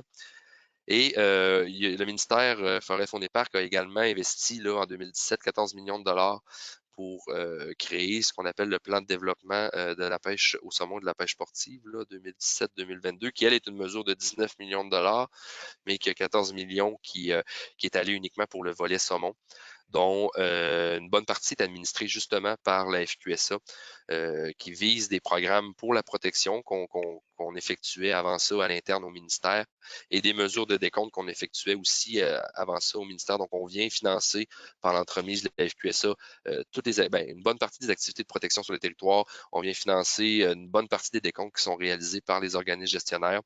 On a également un programme d'aménagement de l'habitat avec la Fondation de la Faune du Québec qui est issu de cet investissement-là. Et on a des budgets de recherche. Et il y a une bonne partie de l'enveloppe administrée par la FQSA qui va dans des projets sur des rivières pour les infrastructures d'accès, d'accueil et d'hébergement des pêcheurs. Bon, ça m'amène maintenant au dernier point de la présentation qui est les faits saillants de la saison 2020. Comme je le disais, je n'entrerai pas dans le détail de chacune des rivières, chacune des régions. De toute façon, on y passerait la journée, mais simplement pour vous dire que ce document-là est disponible en ligne. Donc, si vous voulez aller chercher un plus grand niveau de détail, si vous êtes intéressé à savoir hey, c'est quoi les statistiques de la rivière que je fréquente le plus souvent, eh bien, il y a possibilité en tapant bilan saumon là, dans un moteur de recherche, bilan saumon Québec, ça va sortir assez rapidement, vous allez y avoir accès. Simplement vous dire, là, ben, comme vous le savez, hein, la saison a été marquée par la COVID-19, qui a eu comme effet que certaines pourvoiries n'ont pas opéré, principalement là, sur la Côte-Nord et dans le nord du Québec. Le nord du Québec avait une situation particulière. Là, la clientèle, ben, en fait, les voyages non essentiels n'étaient pas autorisés. Il faut comprendre que c'est accessible uniquement c'est pas accessible par la route, c'est accessible uniquement par hydravion. Ce qui fait que ça s'était pas ouvert. Donc, les pourvoiries n'ont pas opéré. Il y a eu aussi l'absence de clientèle non résidente ou quasi absente. C'est sûr que certaines provinces voisines ont pu être autorisées à voyager au Québec, mais la clientèle américaine était absente. Il y a eu des captures là, quand même de près de 14 000, plus de 14 000 saumons, dont près de 10 000 remises à l'eau déclarées. On sait que ce nombre-là est un nombre minimal, puis là, je vais encore insister sur l'importance de déclarer les remises à l'eau. Et dans le fond, les remises à l'eau représentent près de 70 des poissons pêchés. Donc, 70 des poissons pêchés ont été remis à l'eau par les pêcheurs. C'est un signe très encourageant pour la ressource. Des poissons qui ont été pris et gardés, la grande majorité étaient des madeleines, donc des grilles, c'est essentiellement des mâles, à près de 80 et 907 étaient des grands saumons. On observe juste au cours de la dernière année une baisse de 43 du prélèvement des grands saumons par rapport à la moyenne des 5 années précédentes. C'est sûr que ça s'explique quand même beaucoup justement par le fait que le nord du Québec est un endroit où se prélève annuellement un bon nombre de grands saumons. Les activités de pêche n'ont pas eu lieu, mais quand même, il y a encore eu l'année dernière une importante diminution du nombre de grands saumons là, qui ont été prélevés par la pêche. On a observé 67 000 jours pêche. Donc ça, c'est un chiffre qui est pas mal dans la moyenne des 5 dernières années. C'est pour toute la province. Mais c'est sûr que c'est mitigé dans la mesure où il n'y avait pas de clientèle non résidente. Donc probablement que ça aurait été plus élevé. Mais on sait aussi à l'inverse qu'il y a beaucoup de gens qui sont peut-être renoués avec beaucoup de résidents qui ont renoué avec l'activité de pêche au saumon. On l'a vu entre autres par la grande affluence en Gaspésie. Des gens peut-être faisaient d'autres choses normalement l'été, là, étant plus confinés au Québec, qui se sont remis à la pêche. Quand même tendance à penser que ce chiffre-là aurait été encore plus élevé, mais somme toute, c'est une année en termes de fréquentation qui est dans la moyenne. La vente de permis, elle aussi, elle a été stable, malgré là, une diminution de 85 de la vente de permis non résidents. Donc, c'est un peu pour ça que je disais que c'est en partie contrebalancé par les résidents qui, eux, peut-être avaient délaissé l'activité depuis quelques années, qui se sont remis avec la COVID, du fait qu'on n'était pas vraiment permis de voyager ailleurs. Et je terminerai là, il me reste une diapositive, pardon, mais le succès de pêche finalement ajusté est de 0,21 saumons par jour pêche. Donc, en moyenne, 5 jours de pêche pour capturer un saumon. Quand on utilise le terme succès de pêche ajusté, c'est que ça comprend les données de remise à l'eau. Encore un point pour lequel je vous disais que c'est important de déclarer les remises à l'eau. On utilise depuis quelques années le succès de pêche ajusté parce que avant, il y a 10, 15, 20 ans, 30 ans, pratiquement tous les poissons qui étaient pêchés étaient conservés par les pêcheurs. Avec les modalités de pêche qui sont maintenant plus restrictives, qui obligent la remise à l'eau, puis la volonté aussi des pêcheurs de remettre à l'eau de plus en plus le poisson, eh bien, si on veut comparer le succès de pêche des années 80, où tous les poissons se gardaient, avec le succès de pêche d'aujourd'hui, on n'a pas le choix d'intégrer dans ce chiffre-là les remises à l'eau déclarées. C'est pour ça qu'on insiste sur le fait de déclarer ces remises à l'eau-là pour qu'on puisse comparer les données des années 80 avec les données d'aujourd'hui, ou même les données où les rivières où on n'a pas de données de montaison, qu'on ait des chiffres qui sont le plus fiables possible sur l'évolution de ce succès de pêche-là dans le temps, parce que c'est ça qui nous permet, c'est notre meilleur signe sur les tendances de la population de saumon lorsqu'on n'a pas de données de montaison. Donc ça, c'est le petit message du commanditaire pour vous rappeler l'importance de déclarer les remises à l'eau. Sinon, pour terminer, là, sur les faits saillants, en général, ça a été une très bonne année de montaison. Vous l'avez vu aussi lorsque je vous ai présenté le communiqué de presse qu'on a émis pour l'ouverture de la pêche au grand saumon. C'est l'année où on a ouvert le plus de rivières à la pêche au grand saumon. On a observé une hausse là, de montaison de 19 par rapport à la moyenne des 5 dernières années, qui s'explique principalement par une hausse de 33 des retours de grands saumons. Donc, essentiellement, là, cette hausse-là s'explique presque exclusivement par les grands saumons parce qu'il y avait une petite diminution observée sur le nombre de grilles dans la rivière. Et pour terminer, ça va être la dernière diapositive là, de contenu. Toute cette gestion-là qu'on peut faire là, au ministère, évidemment, c'est un travail collaboratif là, avec les gestionnaires et vous, les pêcheurs, de par les données qui sont accumulées, qui nous permettent d'avoir des informations fiables pour gérer la ressource, puis surtout aller dans un niveau de détail que c'est pas tout le monde qui peut se permettre. On est chanceux d'avoir des données de cette qualité-là au Québec et qui nous permet de continuer puis d'avoir une pratique là, durable à long terme pour permettre à la population de demeurer connectée avec la faune et ses enjeux de conservation, tout en adressant évidemment différents projets de recherche en lien notamment avec les changements climatiques puis l'eau des rivières qui sera un enjeu du futur, on ne se le cachera pas. Donc, c'était la dernière. Je vous remercie beaucoup à tous pour votre attention et j'espère que vous avez apprécié. Je vais maintenant passer là, à la période de questions s'il y en a qui aimeraient adresser des petits points sur lesquels je vais tenter au mieux de répondre.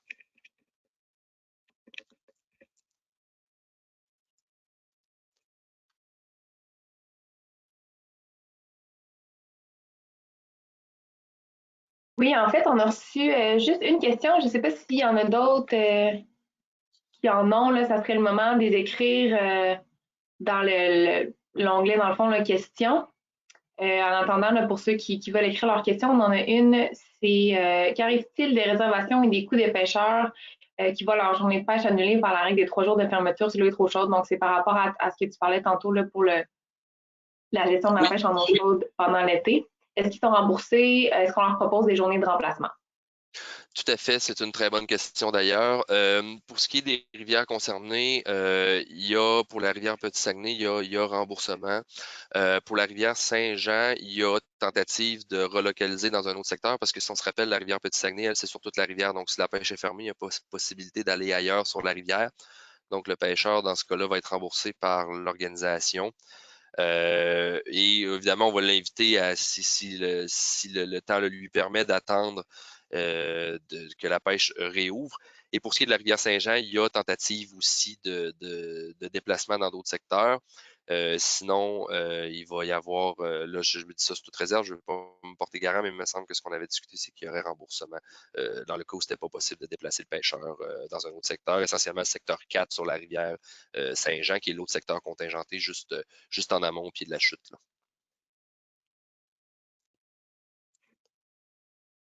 J'espère que ça répondait bien. J'espère que oui, sinon il peut toujours réécrire pour faire un suivi sur sa question.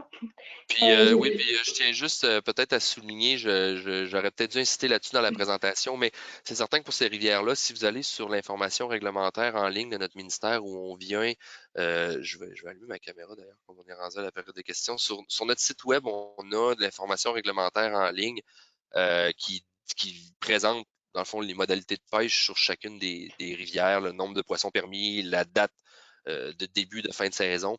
Eh bien, on y inclut aussi une mention là, pour la rivière Saint-Jean au Saguenay et la rivière Petit-Saguenay de communiquer avec le gestionnaire avant de vous rendre sur place au cas où il y avait des risques de fermeture parce que c'est sûr que oui, ça tombe effectif dès le lendemain, mais s'il y a un risque que ce soit fermé avec les prévisions météorologiques, la ZEC va quand même être en mesure de vous renseigner et de dire c'est peut-être pas un bon moment. Là. Si tu as tes réservations, oui, là, il va y avoir des mesures à prendre, mais si vous voulez vous déplacer ou vous inscrire même au tirage 48 heures, eh bien, on va peut-être vous dire d'attendre un petit peu. Donc, il y a toujours une communication à avoir dans le doute avec l'organisme gestionnaire pour ces deux rivières-là pour être adéquatement renseigné. Puis c'est ce que notre information réglementaire en ligne vous invite à faire. Si vous allez sur notre site web, vous allez voir, là, on invite à communiquer avec ces organisations-là avant de vous présenter, surtout si on est en période de canicule. En fait, c'est là que c'est le plus important. Là. Super. Pierre-Olivier, tu peux peut-être plus répondre à la prochaine. Là. On demande où est-ce que la présentation va être disponible après aujourd'hui. Oui, ben en fait, ça va être disponible via notre site web. Lorsqu'on les aura mis en ligne, là, j'imagine qu'on va venir au courant via la page Facebook, mais ça va être directement sur le site web de Saumon Québec. Super, merci. J'ai une autre question. Ça concerne plus le partage de la rivière. Donc, c'est comment les biologistes du MFFP voient la possibilité de se baigner dans plusieurs des fosses de la rivière Bonaventure. Oh, ça, c'est une croustillante. Ouais. En fait, ben, l'organisme a quand même des pouvoirs en la matière, là, puis c'est effectué en collaboration avec le ministère aussi, puis les autres usagers. Mais il y a quand même dans le règlement sur les aires de pêche au saumon la possibilité d'interdire la baignade dans certaines fosses. C'est sûr qu'il y a toujours un enjeu où on ne recommande pas à l'organisme d'interdire la baignade sur toutes les fosses de la rivière parce qu'il y a un enjeu de cohabitation et de droit des autres usagers. Mais l'organisme a quand même la possibilité de l'interdire sur certaines fosses via un affichage sur les rives à cet endroit-là, et ça a la force réglementaire.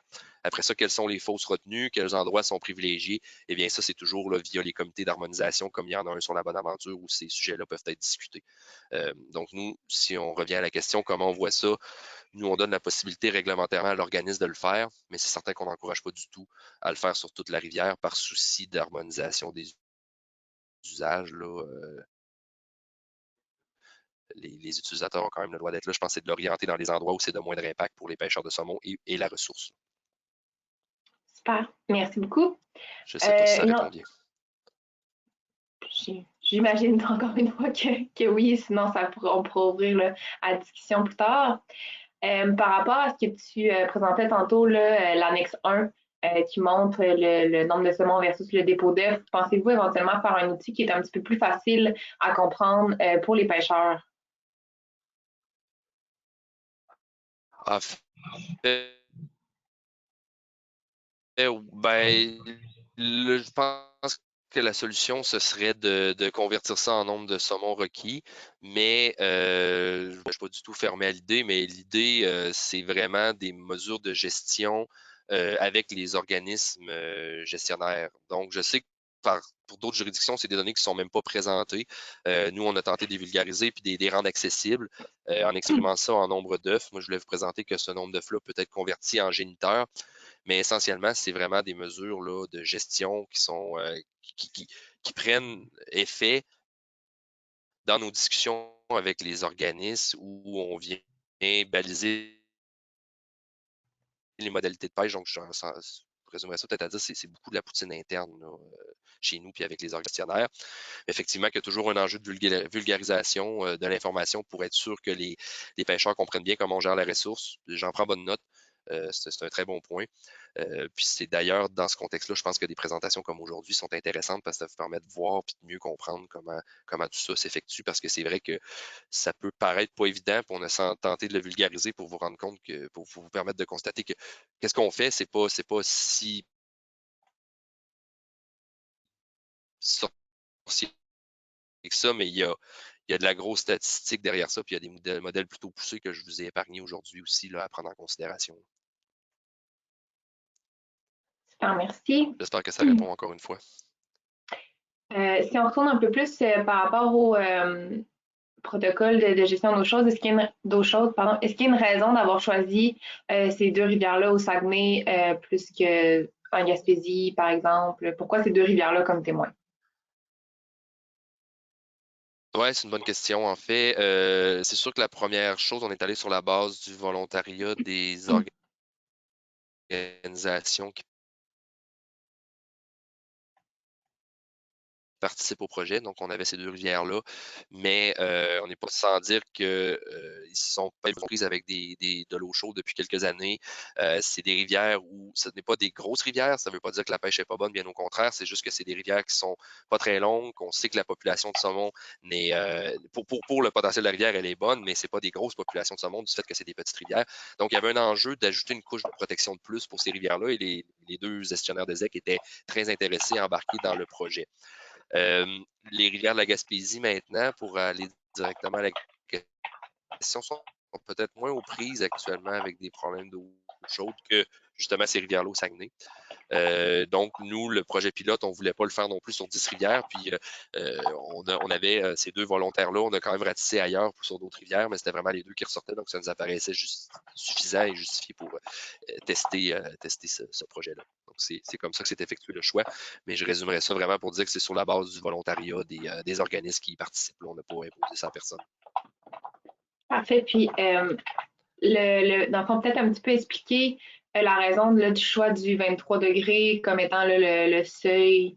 Peut-être que ça a été mal compris par certaines personnes. Il y en a qui se demandaient là, pourquoi le choix de cette en fait, oui.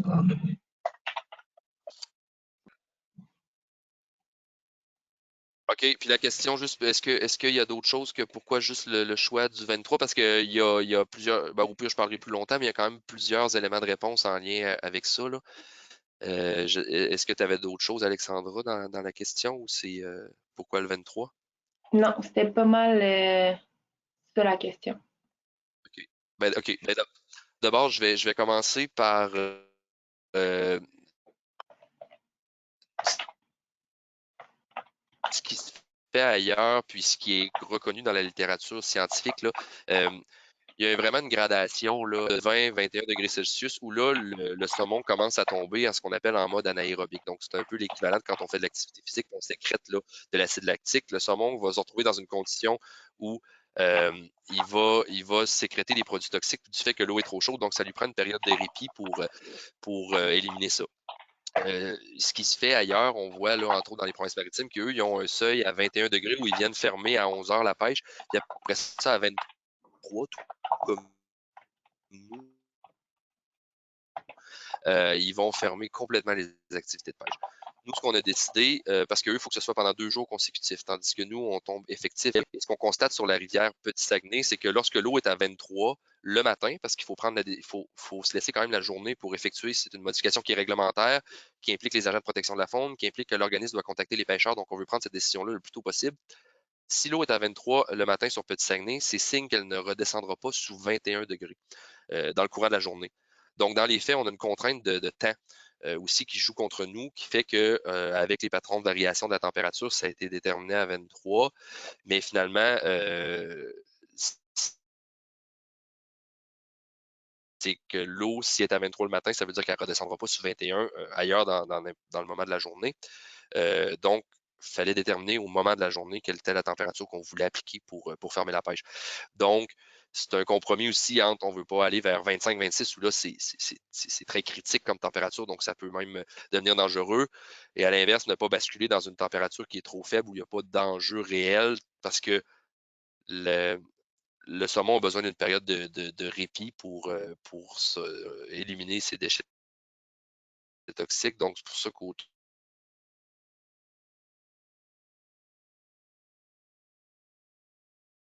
de 21-23, on estime que c'est relativement bien quand même, là. Donc, c'est ça qui a guidé, puis on a compris sensiblement des mesures similaires, là. J'espère que ça répond à la question.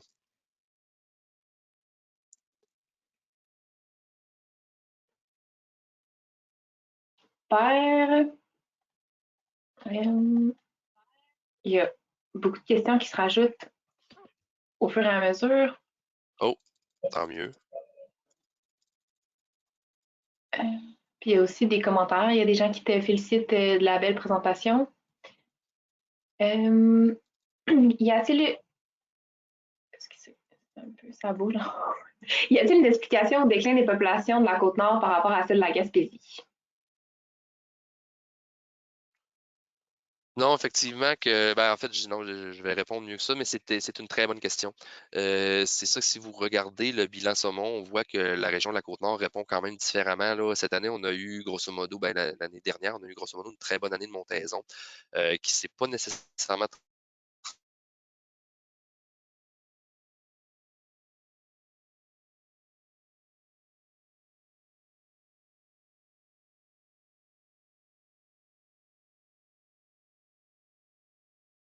transposée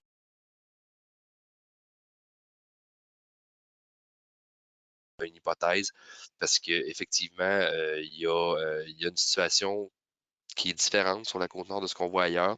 Sinon, les autres hypothèses seront peut-être au niveau des conditions de migration dans ce secteur-là. Là, la portion qui est empruntée par les saumons de la Côte-Nord et de la Rive-Nord du Saint-Laurent qui pourrait peut-être s'expliquer.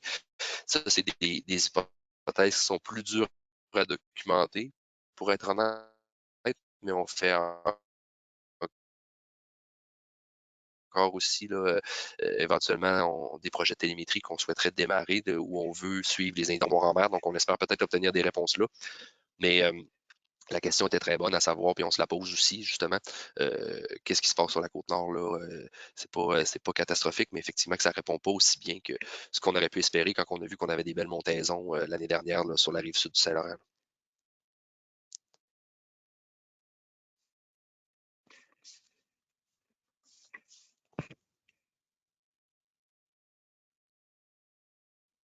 Super. On a une question par rapport au coût du permis de pêche 3 jours versus 1 jour. Est-ce que ça va faire une grosse différence au niveau des budgets des pêcheurs?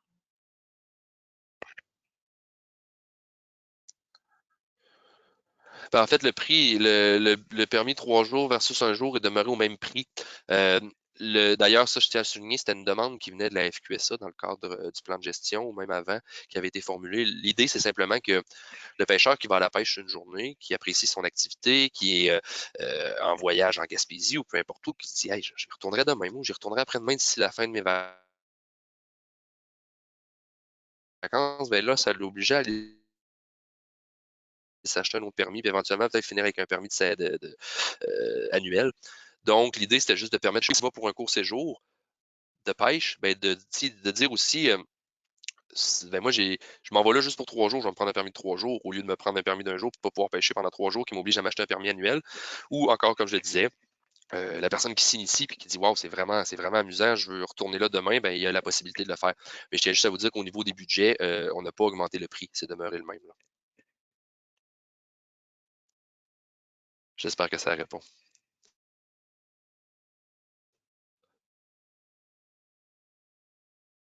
On a d'autres questions encore là, sur l'harmonisation des usages. Est-ce qu'il y a eu des études qui ont été faites par rapport au nombre de gens maximum d'utilisation des usages généraux, là, fait que canot, kayak, baigneurs, par rapport à la population, l'habitat?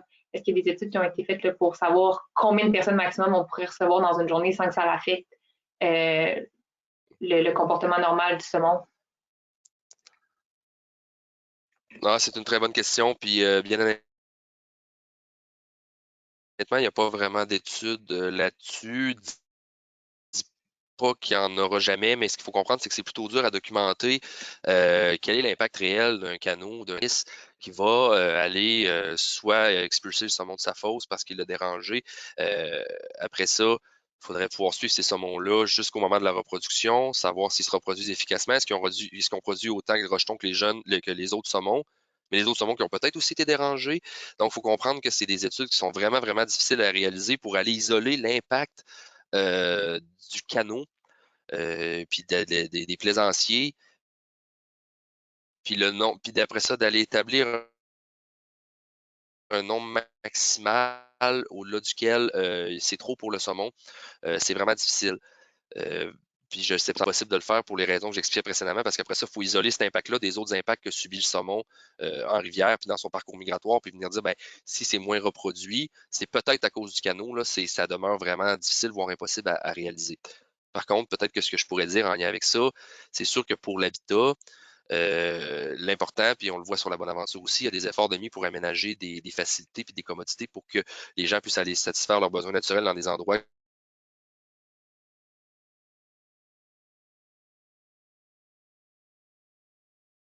qui sont propres pour l'habitat, qui ne vont pas aller contaminer l'environnement. C'est sûr qu'on invite tout le monde à ramener leurs déchets. Donc, plus on augmente la qui se ramasse dans l'eau, puis qu'il y a des besoins naturels de fait un peu partout. Donc, c'est ça qu'il faut essayer de contrôler. Puis en termes de dérangement propre du saumon, c'est vraiment difficile à quantifier. Fait qu'actuellement, il n'y a rien là, à notre connaissance qui existe. Ah, merci. On a encore du temps pour d'autres questions. Oui.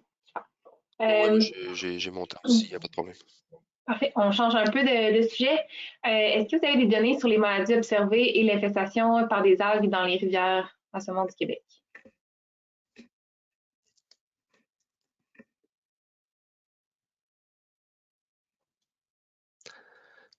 Ouais, je m'excuse, Alexandra, je sais pas si je suis seul, mais là, je t'ai complètement perdu. C'est correct, ouais, moi aussi, des fois, ça coupe un peu. Avez-vous des données sur Je suis les seul. maladies observées et l'infestation par des algues dans les rivières à saumon du Québec? On a-tu des données? Oui. On a des partenaires qui effectuent beaucoup de recherches là, sur l'algue Didimo, notamment. Euh, euh, euh, donc oui, on a de l'information. Je vais être bien honnête avec vous pour vous répondre là, sur l'évolution des le suivi. Mais historiquement, ça a été un enjeu qui a été très documenté. Je pourrais me renseigner si c'est quelque chose qui vous intéresse. Sinon, pour ce qui est des autres maladies, oui, on effectue des suivis là, lorsqu'on retrouve des saumons morts. Entre autres, on peut les envoyer. On a un hôpital vétérinaire euh, à Saint-Hyacinthe qui peut les traiter. On a également, effectué des suivis avec l'Agence canadienne d'inspection des aliments pour une maladie qui s'appelle l'anémie infectieuse en mouvement pour suivre les menaces potentielles en termes de maladies puis les autres menaces comme les algues sur le saumon. Puis on en fait encore, puis on a des dispositifs qui sont prêts à réagir si en cours de saison, par exemple, on en remarque une mortalité d'individus qu'on ne comprend pas, eh bien, on aura toujours la possibilité de les envoyer à Saint-Hyacinthe pour une nécropsie puis une analyse plus poussée. Donc, ça, c'est ce qu'on fait actuellement. Je sais aussi qu'il y avait il y avait des saumons là, qui étaient porteurs de champignons là, sur les rivières de Gaspé il y a quelques années. Là, le phénomène semble stabiliser, voire avoir un petit peu décliné. Il y avait aussi sur la Restigouche des saumons. Euh, Par contre, là où ça se complique par la suite, c'est que les champignons qu'on observe sont une cause sous-jacente d'un autre problème. Donc, c'est d'essayer de documenter c'est quoi la maladie réelle du saumon ou son problème réel qui fait qu'il développe ces champignons-là, parce que les champignons sont naturellement présents dans la rivière. Donc, normalement, il est capable de les combattre naturellement. Et lorsqu'il les développe, ben, c'est parce qu'il est affaibli par quelque chose d'autre. Donc, ça, au niveau vétérinaire, c'est quelque chose qui est plus complexe.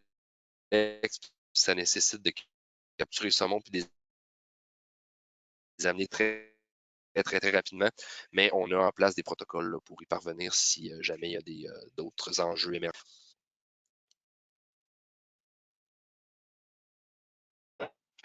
Merci beaucoup. On a une question par rapport aux stations de pisciculture d'ensemencement du ministère. On se questionne à savoir si celle à Tadoussac est encore en fonction, puis c'est quoi les opérations générales qui se passent. Très bonne question. J'ai failli en faire une mention dans ma présentation, mais là, je sais que le temps était limité, donc c'est bien que j'ai l'occasion d'en parler aujourd'hui. Il y a eu un très gros budget investi par le ministère au cours des dernières années pour remettre à neuf là, les installations de la station de Tadoussac.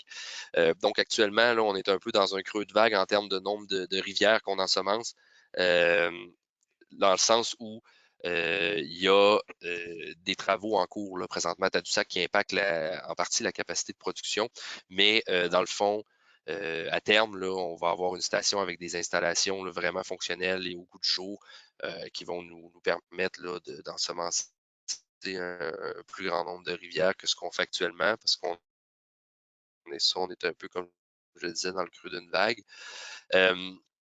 Mais c'est ça, la station est toujours fonctionnelle. Elle a fait l'objet d'un processus de modernisation qui arrive à terme là, très bientôt. On va avoir, là, on l'espère cet été, les premiers taux de survie, parce que c'est un peu comme ça qu'on calcule ça. C'est-à-dire qu'on va calculer le nombre de saumons qu'on réussit à produire versus ce qui meurt. Puis il y a des standards à respecter pour considérer que c'est pleinement fonctionnel. Donc on est à veille au cours des prochaines années d'avoir les taux de survie depuis la modernisation. On espère vraiment, même on est très confiant que ça va être avec des très bons taux de survie qu'on va obtenir en station, ce qui va nous permettre de peut-être là, faire entrer des géniteurs provenant de d'autres rivières là, à court terme. Parce que je vais même arrêter mon partage si vous permettez. Je me demande si vous voyez les petits messages qui apparaissent au bas de mon écran. Si vous êtes à l'aise, si j'ai besoin de me référer à la présentation, je le ferai. Là, je pourrais repartager, mais pour l'instant, je vais arrêter si ça vous va.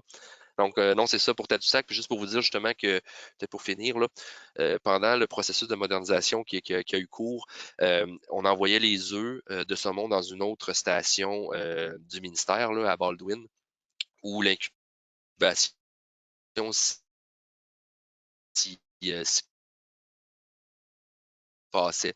Pour vous dire là, comment que, il y avait des travaux puis il y avait des enjeux là, à considérer avec Tadoussac. C'est un piscicole, on ramène les jeunes à Tadoussac où ils seront élevés, mais à terme, là, tout va se passer à Tadoussac quand le processus de modernisation sera complété. D'ailleurs, on a une super équipe là, qui travaille autant en station qu'à Québec là, pour mettre tout ça au goût du jour. Puis on a vraiment là, une belle équipe là, qui travaille dans nos stations pour assurer les ensemencements. Puis c'est pas juste le saumon, Tadoussac, c'est principalement le saumon, mais on a d'autres stations qui produisent les autres espèces. Ça fait qu'on a une belle équipe qui travaille là-dessus à temps plein. Oui, on a hâte d'aller visiter cette nouvelle station-là dans des bâtiments aussi vieux, là, donc ça donne vraiment un clash qui est spécial quand on a la chance de passer devant. Je vais maintenant passer la parole à mon collègue Pierre-Olivier. On va aller vers certaines personnes qui ont des questions à main levée. Donc, on va faire un petit tour par rapport à ça. Voilà, on avait Diane Noël qui avait la main levée, je pense, depuis un bon moment. Je ne sais pas si c'était une question, Diane Noël, que vous aviez. Est-ce que vous voulez peut-être activer votre micro pour poser votre question?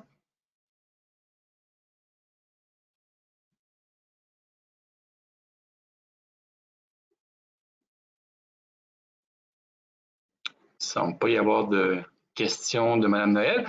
On passerait à François Caron. François Caron, je pense que vous aviez levé la main pour une question.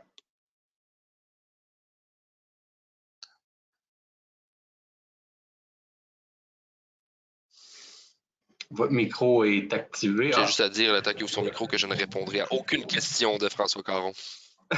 Ouais, oui, Maxime, tu vas répondre à une question. Tu m'entends, là, Maxime? Oui, on vous entend. Maxime? Oui, je t'entends, François. Bonjour. OK. Bon, je commençais par dire merci. Je commençais par dire merci pour l'intéressante présentation. Pas pire. Mais ma question est suivante, là. De parler de baliser la colonisation des parties amont de rivières. Puis là, on vient juste de parler d'ensemencement. Une façon intéressante de produire du saumon sauvage, c'est de laisser des reproducteurs en rivière dans des zones qui sont non colonisées. Puis on le sait que ça peut avoir de l'impact sur d'autres espèces présentes, mettons juste l'ombre de fontaine, tu sais.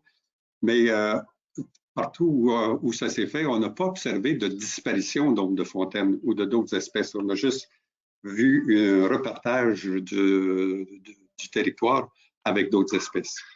Alors moi, j'aimerais savoir que tu m'en dises plus sur c'est quoi baliser la colonisation. Est-ce qu'il y a des rivières, là, comme si on regarde en Gaspésie, Rimouski, Métis, Madeleine, c'est toutes des rivières qui profitent du fait que la colonisation se fait en amont d'obstacles infranchissables ou de barrages et que ça donne d'excellents résultats.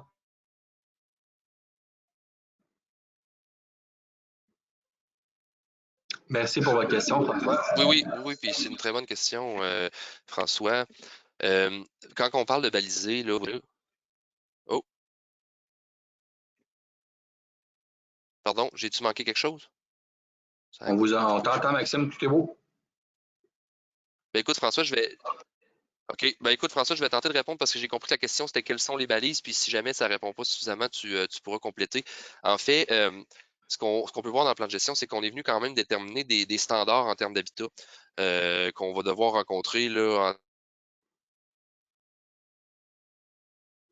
en termes d'indices de qualité d'habitat que tu connais bien, où on va s'assurer finalement qu'il y a un potentiel pour l'espèce de le coloniser avant de à grands frais des travaux ou de permettre à un promoteur de le faire. Dans les récentes années, ce qu'on a plutôt fait, c'était d'aménager des obstacles qu'on disait semi-franchissables, franchissables avec réserve, comme tu le connais. Donc, probablement des plans d'eau qui étaient déjà en partie colonisés par le saumon, mais qu'on sait que l'habitat est propice. Donc, on a facilité le franchissement de ces obstacles-là, soit par l'aménagement direct du cours d'eau ou par l'installation d'une passe migratoire. Mais tout ça, évidemment, doit considérer certaines prémices en termes de potentiel de pour ces rivières-là, parce que effectivement, que tu as un bon point, c'est une bonne façon de générer du saumon sauvage. Il y a l'impact aussi s'il y a une structure aménagée qui va au fil du temps devenir à la charge de l'État, donc à notre charge d'avoir à refaire une passe migratoire, il faut y penser à dans 20 ans. Donc, il y a tout ça qui rentre en ligne de compte quand on parlait de baliser. Puis tu pourras t'y référer dans le plan de gestion au schéma décisionnel là, qu'on a instauré. Si jamais tu veux plus de détails aussi, on peut s'en reparler, mais j'espère pour l'instant que ça répond dans les grandes lignes à ta question. Merci, Maxime. On passerait, si François, vous avez d'autres questions ou vous voulez relancer là-dessus, peut-être nous écrire dans l'onglet questions. On avait Charles Cusson qui avait également levé la main. Charles, donc j'active ton micro pour ta question. Bonjour, M. Cusson. Bonjour, M. Garard. Merci de votre présentation. Question que j'ai, c'est quand on arrive proche de la mi-saison, puis si j'ai bien compris tantôt dans votre présentation, vous me direz si j'ai mal compris, que vous avez des discussions avec les différents gestionnaires à savoir comment ils voient les choses, puis de votre côté, vous avez un chiffre en particulier pour une rivière en particulier. Alors, à quel moment on commence à parler de la notion en voie d'atteindre le seuil optimal? Oui, bon, en voie d'atteinte étant, oui, là, c'est ça, on est vraiment sur les mots, mais en voie d'atteinte étant comme la saison de montaison n'est pas complétée, ben c'est en voie de l'atteindre parce que, évidemment, même si c'est arrivé pour la Matapédia cette année, le seuil de fin de saison était à toute fin pratique atteint à la mi-saison. Donc là, on aurait pu parler en voie d'atteinte, on aurait parlé de atteint, mais avant que les données, puis là, on se garde une bonne marge de manœuvre en termes de nombre de saumons, justement, au cas où les montaisons de deuxième moitié de saison sont pas au rendez-vous, où il y a un prélèvement plus important par la pêche. Maintenant, avec le permis qui permet juste un grand saumon par pêcheur, c'est moins une réalité. Mais bref, en voie étant, comme on est à la mi-saison, ben c'est en voie d'être atteinte. Donc, selon nos chiffres historiques, selon les montaisons qu'on avait à pareille date dans les années précédentes, ben, on a toujours atteint notre seuil avec la marge de manœuvre qu'on se garde pour le prélèvement. C'est pour ça qu'on utilise le en voie. Là. Puis là, j'ai peut-être manqué un petit bout parce que ça a coupé. Je me demande si je ne vais pas juste comme fermer ma caméra en espérant peut-être que la bande passante va s'améliorer. Je ne sais pas de votre côté si je suis seul qui entend saccader. Là. Je pense que ça vient de ton côté, effectivement, Maxime. On va voir. Moi, quand je parle, est-ce que c'est saccadé ou vous m'entendez bien? Oui, là, ça va bien. Puis dans ta présentation, on t'entendait bien aussi. Donc, OK. Puis quand je parle, est-ce que ça coupait aussi un petit peu là, dans les questions, mais écoute. Beau. Donc, M. Cusson. OK. Ouais, c'est peut-être juste ma caméra. Je suis désolé, M. Cusson, je n'ai pas tout entendu, donc j'espère que j'ai bien répondu. Si vous avez un complément de question, n'hésitez pas. M. Cusson, j'ai réactivé votre micro. Est-ce que ça répondait bien à votre question? Merci, oui. Je pense que vous avez compris ma réponse. J'en perdais des bouts également au niveau de l'audio. Mais à quoi je veux en venir, c'est que est-ce qu'il y a moyen de savoir, sachant que d'une année à l'autre, ça varie, une raison parce qu'on a des bonnes saisons de montaison, puis on en a des moins bonnes, mais rendu à la discussion avec les gestionnaires, quand c'est le temps de décider si on peut récolter ou non, est-ce que c'est possible de savoir, mais moi j'aime utiliser le terme chiffre magique pour que ce soit la Matapédia, que ce soit la York, pour avoir une meilleure compréhension pour les communs des mortels, parce que souvent je me fais demander la question, ben c'est bien beau, on parle d'œufs et tout ça, mais parlez-moi en termes de poissons. C'est ça qu'ils comprennent.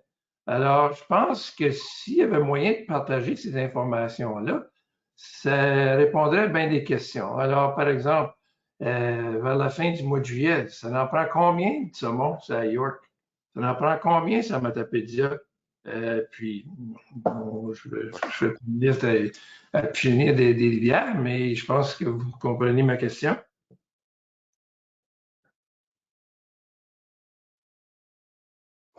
Oui, mais c'est un peu la question qu'on a reçue précédemment de vulgariser. L'idée, c'est que c'est sûr que c'est de la régie plus interne, puis c'est qu'on veut quand même se garder la marge de manœuvre que si, mettons, ça prend 1000 saumons sur la Matapédia, puis qu'on est à 1001 ou qu'on est en 990, puis qu'on prend la décision de ne pas l'ouvrir la pêche. On veut quand même se garder cette marge de manœuvre-là pour justement avoir une discussion consensuelle avec l'organisme gestionnaire, sans dire que les autres n'ont pas le droit d'intervention, mais on ne veut pas non plus s'exposer à la critique. Si d'un commun accord avec l'organisme gestionnaire, on prend une décision qui risque qu'en fait qu'on se fait contester puis qu'on se fait justifier alors que finalement c'est de la régie plutôt interne de gestion qu'on fait en collaboration avec l'organisme gestionnaire. Donc c'est pour ça qu'on est plus avare à ce niveau-là. On diffuse vraiment le potentiel en fin de saison en termes de nombre d'œufs. Ça, c'est pas une cachette. Puis c'est ça, comme je vous dis, c'est déjà même de la poutine interne qu'on va diffuser à l'externe. Mais on se garde une petite réserve pour des choses qui nous concernent plus directement avec les organismes gestionnaires de rivières. Là. Puis Merci Maxime, merci M. Cusson pour votre question. De dire, ben, l'organisme est bien placé pour le savoir. Exemple, ben là, cette année, les conditions d'eau pour le décompte étaient bonnes ou étaient bonnes. Pardon? On est comme un peu en décalé, Maxime. Je m'excuse. Tu peux compléter ta réponse. Je pensais que tu avais terminé. OK. Ah non, mais c'est juste qu'on est bien placé. L'organisme est souvent bien placé aussi pour qu'on prenne une décision consensuelle avec lui. Puis qui peut impliquer, là, si on est sur la marge, ben, de prendre des décisions ou de ne pas la prendre. Donc, c'est pour ça que c'est des informations qui demeurent entre nous et l'organisme. Est-ce que ça coupe quand je parlais, Pierre-Olivier? C'est moins pire qu'avec la caméra. Donc, mais non, somme toute, on t'entend bien, puis on comprend tes réponses. Donc, c'est super. OK. Bon. On irait à la prochaine main levée. Qui était... Je suis désolé si les gens entendent mal. Mais... y a pas... Non, mais somme toute, on comprend bien tes réponses. Ça coupe un petit peu, mais on commence à s'habituer. Après un an en pandémie, là, on a vu pire que ça, Maxime, je te confirme. On va aller à la prochaine main levée qui était Frédéric Lévesque. Donc, Frédéric Lévesque, est-ce que vous avez toujours une question? Bonjour, oui, bonjour Maxime. Oui, bonjour Maxime. Félicitations pour ta présentation. Je trouve ça le fun que tu aies fait le tour de votre modèle de gestion. Là. En tout cas, pour des gens comme nous, là, les biologistes, on voit un peu plus où ça mène. C'est plus difficile pour les pêcheurs, on en convient, là, mais pour les biologistes, c'est plus facile de se comprendre. Ceci étant, moi, j'ai une question concernant vos ensemencements. Tu sais, je sais qu'il y a eu beaucoup de difficultés là, à la pisciculture de Tadoussac dernièrement. Puis, je me demandais si vous aviez envisagé de capturer des juvéniles pour produire vos géniteurs pour la production d'œufs plutôt que de prélever des géniteurs sauvages dans les rivières. Parce que ça fonctionne bien, puis ça pourrait éviter de tuer des géniteurs là, qui sont déjà présents de façon sauvage dans les rivières. Oui. Oui, peut-être avant de répondre, Frédéric, si tu permets, je vais quand même mettre en contexte les personnes. C'est que, dans le fond, il y a la possibilité de capturer des saumonaux en dévalaison, ce que je vous expliquais, les individus qui quittent vers la mer, et d'en prélever un bon nombre et de les amener en station piscicole, en pisciculture, jusqu'à l'âge adulte. Donc là, on leur fait éviter tout le processus de migration en mer qui va probablement les amener à 90-99% à mourir. Là. Donc, on lui fait sauter cette étape-là, on les fait maturer en pisciculture et c'est ces adultes-là qu'on utilise pour l'avancement pour faire produire nos œufs puis notre laitance. La question, elle est bonne. Oui, c'est envisagé dans la mesure où ça fait partie de nos réflexions actuellement. On réfléchit justement avec l'équipe, là, puis je dis pas que ça va être fait partout, puis je dis pas que ça va être permis partout, bien au contraire. On réfléchit à savoir est-ce que ça peut être intégré dans nos processus de production quand, exemple, c'est pas possible de capturer des géniteurs ou quand il n'y a pas assez de géniteurs, est-ce que, dans le fond, où ça peut s'insérer? Puis si oui, comment ça peut s'insérer? Donc oui, ça se réfléchit, mais ce que je tiendrais à dire avant toute chose, c'est qu'on l'a vu sur la rivière Miramichi, le ministère Pêche et Océan Canada a émis un avis scientifique sur la pertinence de Miramichi d'ensemencer, d'utiliser cette méthode-là d'ensemencement, puis le projet n'a pas eu lieu. Donc, il y a quand même des enjeux d'ordre génétique, d'ordre évolutif à considérer avant de prendre ces décisions-là, et c'est pas aussi simple que ça peut paraître que de dire oui, ça fonctionne bien, parce que les poissons survivent, mais après ça, quel va être l'impact sur la génétique de la rivière? Est-ce que finalement, on a ensemencé des poissons que la sélection naturelle n'aurait pas amené dans la rivière s'ils avaient fait leur parcours migratoire en mer? Il y a quand même beaucoup de considérations à prendre avant de prendre ces décisions-là. Et je vous dirais qu'on y réfléchit. J'espère que ça répond. Oui, je te remercie, Maxime. Merci, Maxime, pour ta réponse. On va y aller peut-être avec une dernière question. On avait une dernière main levée, puis je pense qu'après, on commence à être limité un petit peu dans le temps. Donc, mais on avait Luc Beaulieu qui avait une question également. Donc, M. Beaulieu, si vous avez toujours une question, c'est le moment. Est-ce qu'on m'entend? Oui. Bon, alors, moi aussi, je tiens à remercier Maxime pour sa présentation. Je trouve que c'est d'excellentes initiatives. J'ai une question qui est peut-être un petit peu plus polémique, et peut-être que pour un biologiste, ça va être plus difficile à se prononcer, mais je ne suis pas le seul pêcheur au saumon qui est frustré de voir que les Autochtones, puis comprenez-moi bien, là, je ne suis pas un anti-autochtone, c'est pas ça la question, mais ne sont pas, non seulement ça, ne sont pas soumis aux mêmes règles, ce qui peut se justifier par les traités, tout ça, mais qui généralement refusent aussi de participer aux méthodes de gestion de la faune, ne serait-ce par exemple qu'en contribuant au comptage de leurs prises et tout le reste. Alors ça, c'est la mise en contexte. Je n'ai pas besoin de citer sur quelle rivière on voit ça. Là. Ceux qui pêchent le saumon le savent aussi bien que Maxime. Donc, oui. Ma question, c'est que la Cour suprême, je ne vais pas être trop technique, mais la Cour suprême du Canada a déjà indiqué que la pêche de survivance, là, qui est garantie par la Constitution, ça ne permet pas de faire n'importe quoi, n'importe comment. Et cette année, à titre d'exemple, le fédéral a conclu une entente là, pour la pêche au mort là, au Nouveau-Brunswick. Donc, j'arrive à ma question. Qu'est-ce que vous faites au ministère pour mettre la pression sur les autorités fédérales, là, parce que je comprends que ça ne relève pas du provincial, en tout cas certainement pas de façon exclusive, pour qu'on arrive d'abord à faire de l'éducation. Monsieur Beaulieu, puis votre question est vraiment intéressante. J'entends à peu près. Vous m'entendez pas? J'entends vraiment pas bien, mais si vous voulez peut-être recommencer, si Pierre-Olivier et Alexandra peut-être juste fermer leur caméra en attendant. Puis on va reprendre. Je vais y répondre, là, M. Beaulieu. Je vois un peu où vous en allez, bon, mais ben, j'ai entendu à peu près un mot sur 10 d'après moi. OK, ben je vais le résumer autrement. OK, je vais le résumer autrement. Quelles sont les mesures que le ministère prend? On se réessaye. OK, qu'est-ce que le ministère fait, soit avec le fédéral ou seul, pour faire de l'éducation puis convaincre les Premières Nations qui doivent absolument s'impliquer et respecter vos programmes aussi si on veut sauver le saumon à moyen terme? Oui, la question est très bonne. Puis vous étiez parti sur d'autres sujets, on pourra en discuter là, pour ce qui est de la subsistance convenable, le droit de vente. Je vais effleurer rapidement, là, comme vous l'avez dit, là, le fédéral a signé une entente récemment avec une communauté autochtone de la baie des Chaleurs, les Stigouges, pour des espèces là, qui ne sont pas sous notre juridiction, mais c'est sûr que ça nous amène un peu à se pencher sur ce que le ministère Forêt Faune et Parc, quelle est la position du ministère en la matière. Là, mais pour ce qui est de la sensibilisation autochtone, on a des pouvoirs puis des mécanismes actuellement là, qu'on appelle des ententes là, en vertu de notre loi 24.1, c'est des articles de loi qu'on peut signer avec les organismes où on vient les amener à se développer.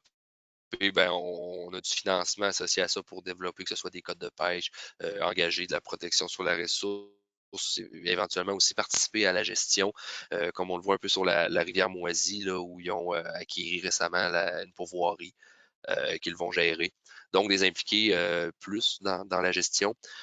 Sur la rivière Cascapédia aussi, le conseil d'administration est normalement constitué là, en moitié par des représentants des communautés autochtones. Donc, il y a des mécanismes. On émet des permis de pêche communautaires aussi, qui est en vertu d'un règlement fédéral pour lequel on a la délégation de responsabilité au Québec, où on vient baliser là, les pêches communautaires. Puis peut-être pour terminer, ce que je dirais justement avec la FQSA, Dans le cadre du plan de développement de la pêche, les investissements là, dont on a parlé, on est en processus avec un institut autochtone là, pour justement mieux documenter les préoccupations et les enjeux des communautés pour essayer de travailler finalement un meilleur travail collaboratif, disons, avec les communautés pour la gestion de la ressource et mieux comprendre aussi les enjeux qu'ils ont là, en lien avec cette gestion-là, puis mieux comprendre leur réalité. Parce que, comme vous le dites, ils ont des droits. Ils ont le droit de les appliquer. Ce sont des pêches de subsistance, donc dans l'ordre de priorité, on sait que c'est la pêche sportive. Donc, il faut quand même concilier ces usages-là. Et moi, je respecte aussi ces pêches-là. C'est juste qu'il faut essayer de travailler tous ensemble. Puis, je tiens à le dire, dans certains cas, ça va très bien. Mais c'est sûr que oui, on le sait, il y a des communautés que ça va peut-être un petit peu moins bien. Mais c'est avec eux qu'on veut essayer de travailler justement à corriger des situations puis mieux se comprendre. Je pense que c'est de là que part le nœud du problème, peut-être mieux se comprendre pour arriver à avoir des solutions plus durables.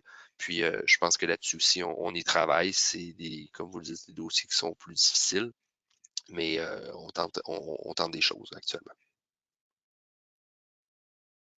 Merci, Maxime, de ta réponse. Puis effectivement, je peux peut-être renchérir et dire effectivement que je seconde, on travaille beaucoup avec le ministère aussi là-dessus à mieux documenter ces questions-là et ces enjeux-là.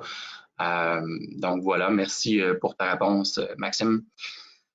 Je pense que ça faisait pas mal le tour des questions, puis le temps qu'on avait pour aujourd'hui. Ça fait quand même déjà 1h45 qu'on est en webinaire aujourd'hui.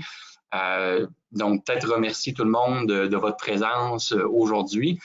Merci beaucoup à Maxime d'être venu nous présenter aujourd'hui le plan de gestion puis les faits saillants du bilan d'exploitation 2020. C'est toujours très, très apprécié de vous avoir pour nous faire des présentations comme ça. Puis, on espère pouvoir en faire davantage avec vous dans les prochaines années. Un petit mot en terminant pour dire que il y a des présentations comme ça toute la semaine jusqu'à jeudi. Pour ceux qui ne sont pas inscrits, on vous invite fortement à aller vous inscrire pour les prochains ateliers. Demain, on a justement une collègue de Maxime, Dominique Lapointe, qui est là pour nous parler des interactions entre le bar rayé et le saumon. Mercredi, on a Raphaël Bouchard, étudiant à la maîtrise pour son projet de recherche sur la pêche en eau chaude. Et jeudi, c'est la journée du CIRSA, donc le Centre interuniversitaire de recherche sur le saumon atlantique. On va avoir 7 petites présentations scientifiques de leur côté, donc qui est vraiment intéressant aussi. Alors, gênez-vous surtout pas pour vous inscrire pour ces journées-là. Puis sinon, écoute, on se dit à demain matin, tout le monde, pour le prochain webinaire. Merci.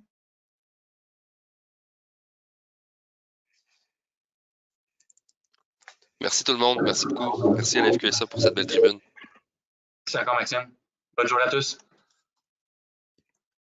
Bonjour.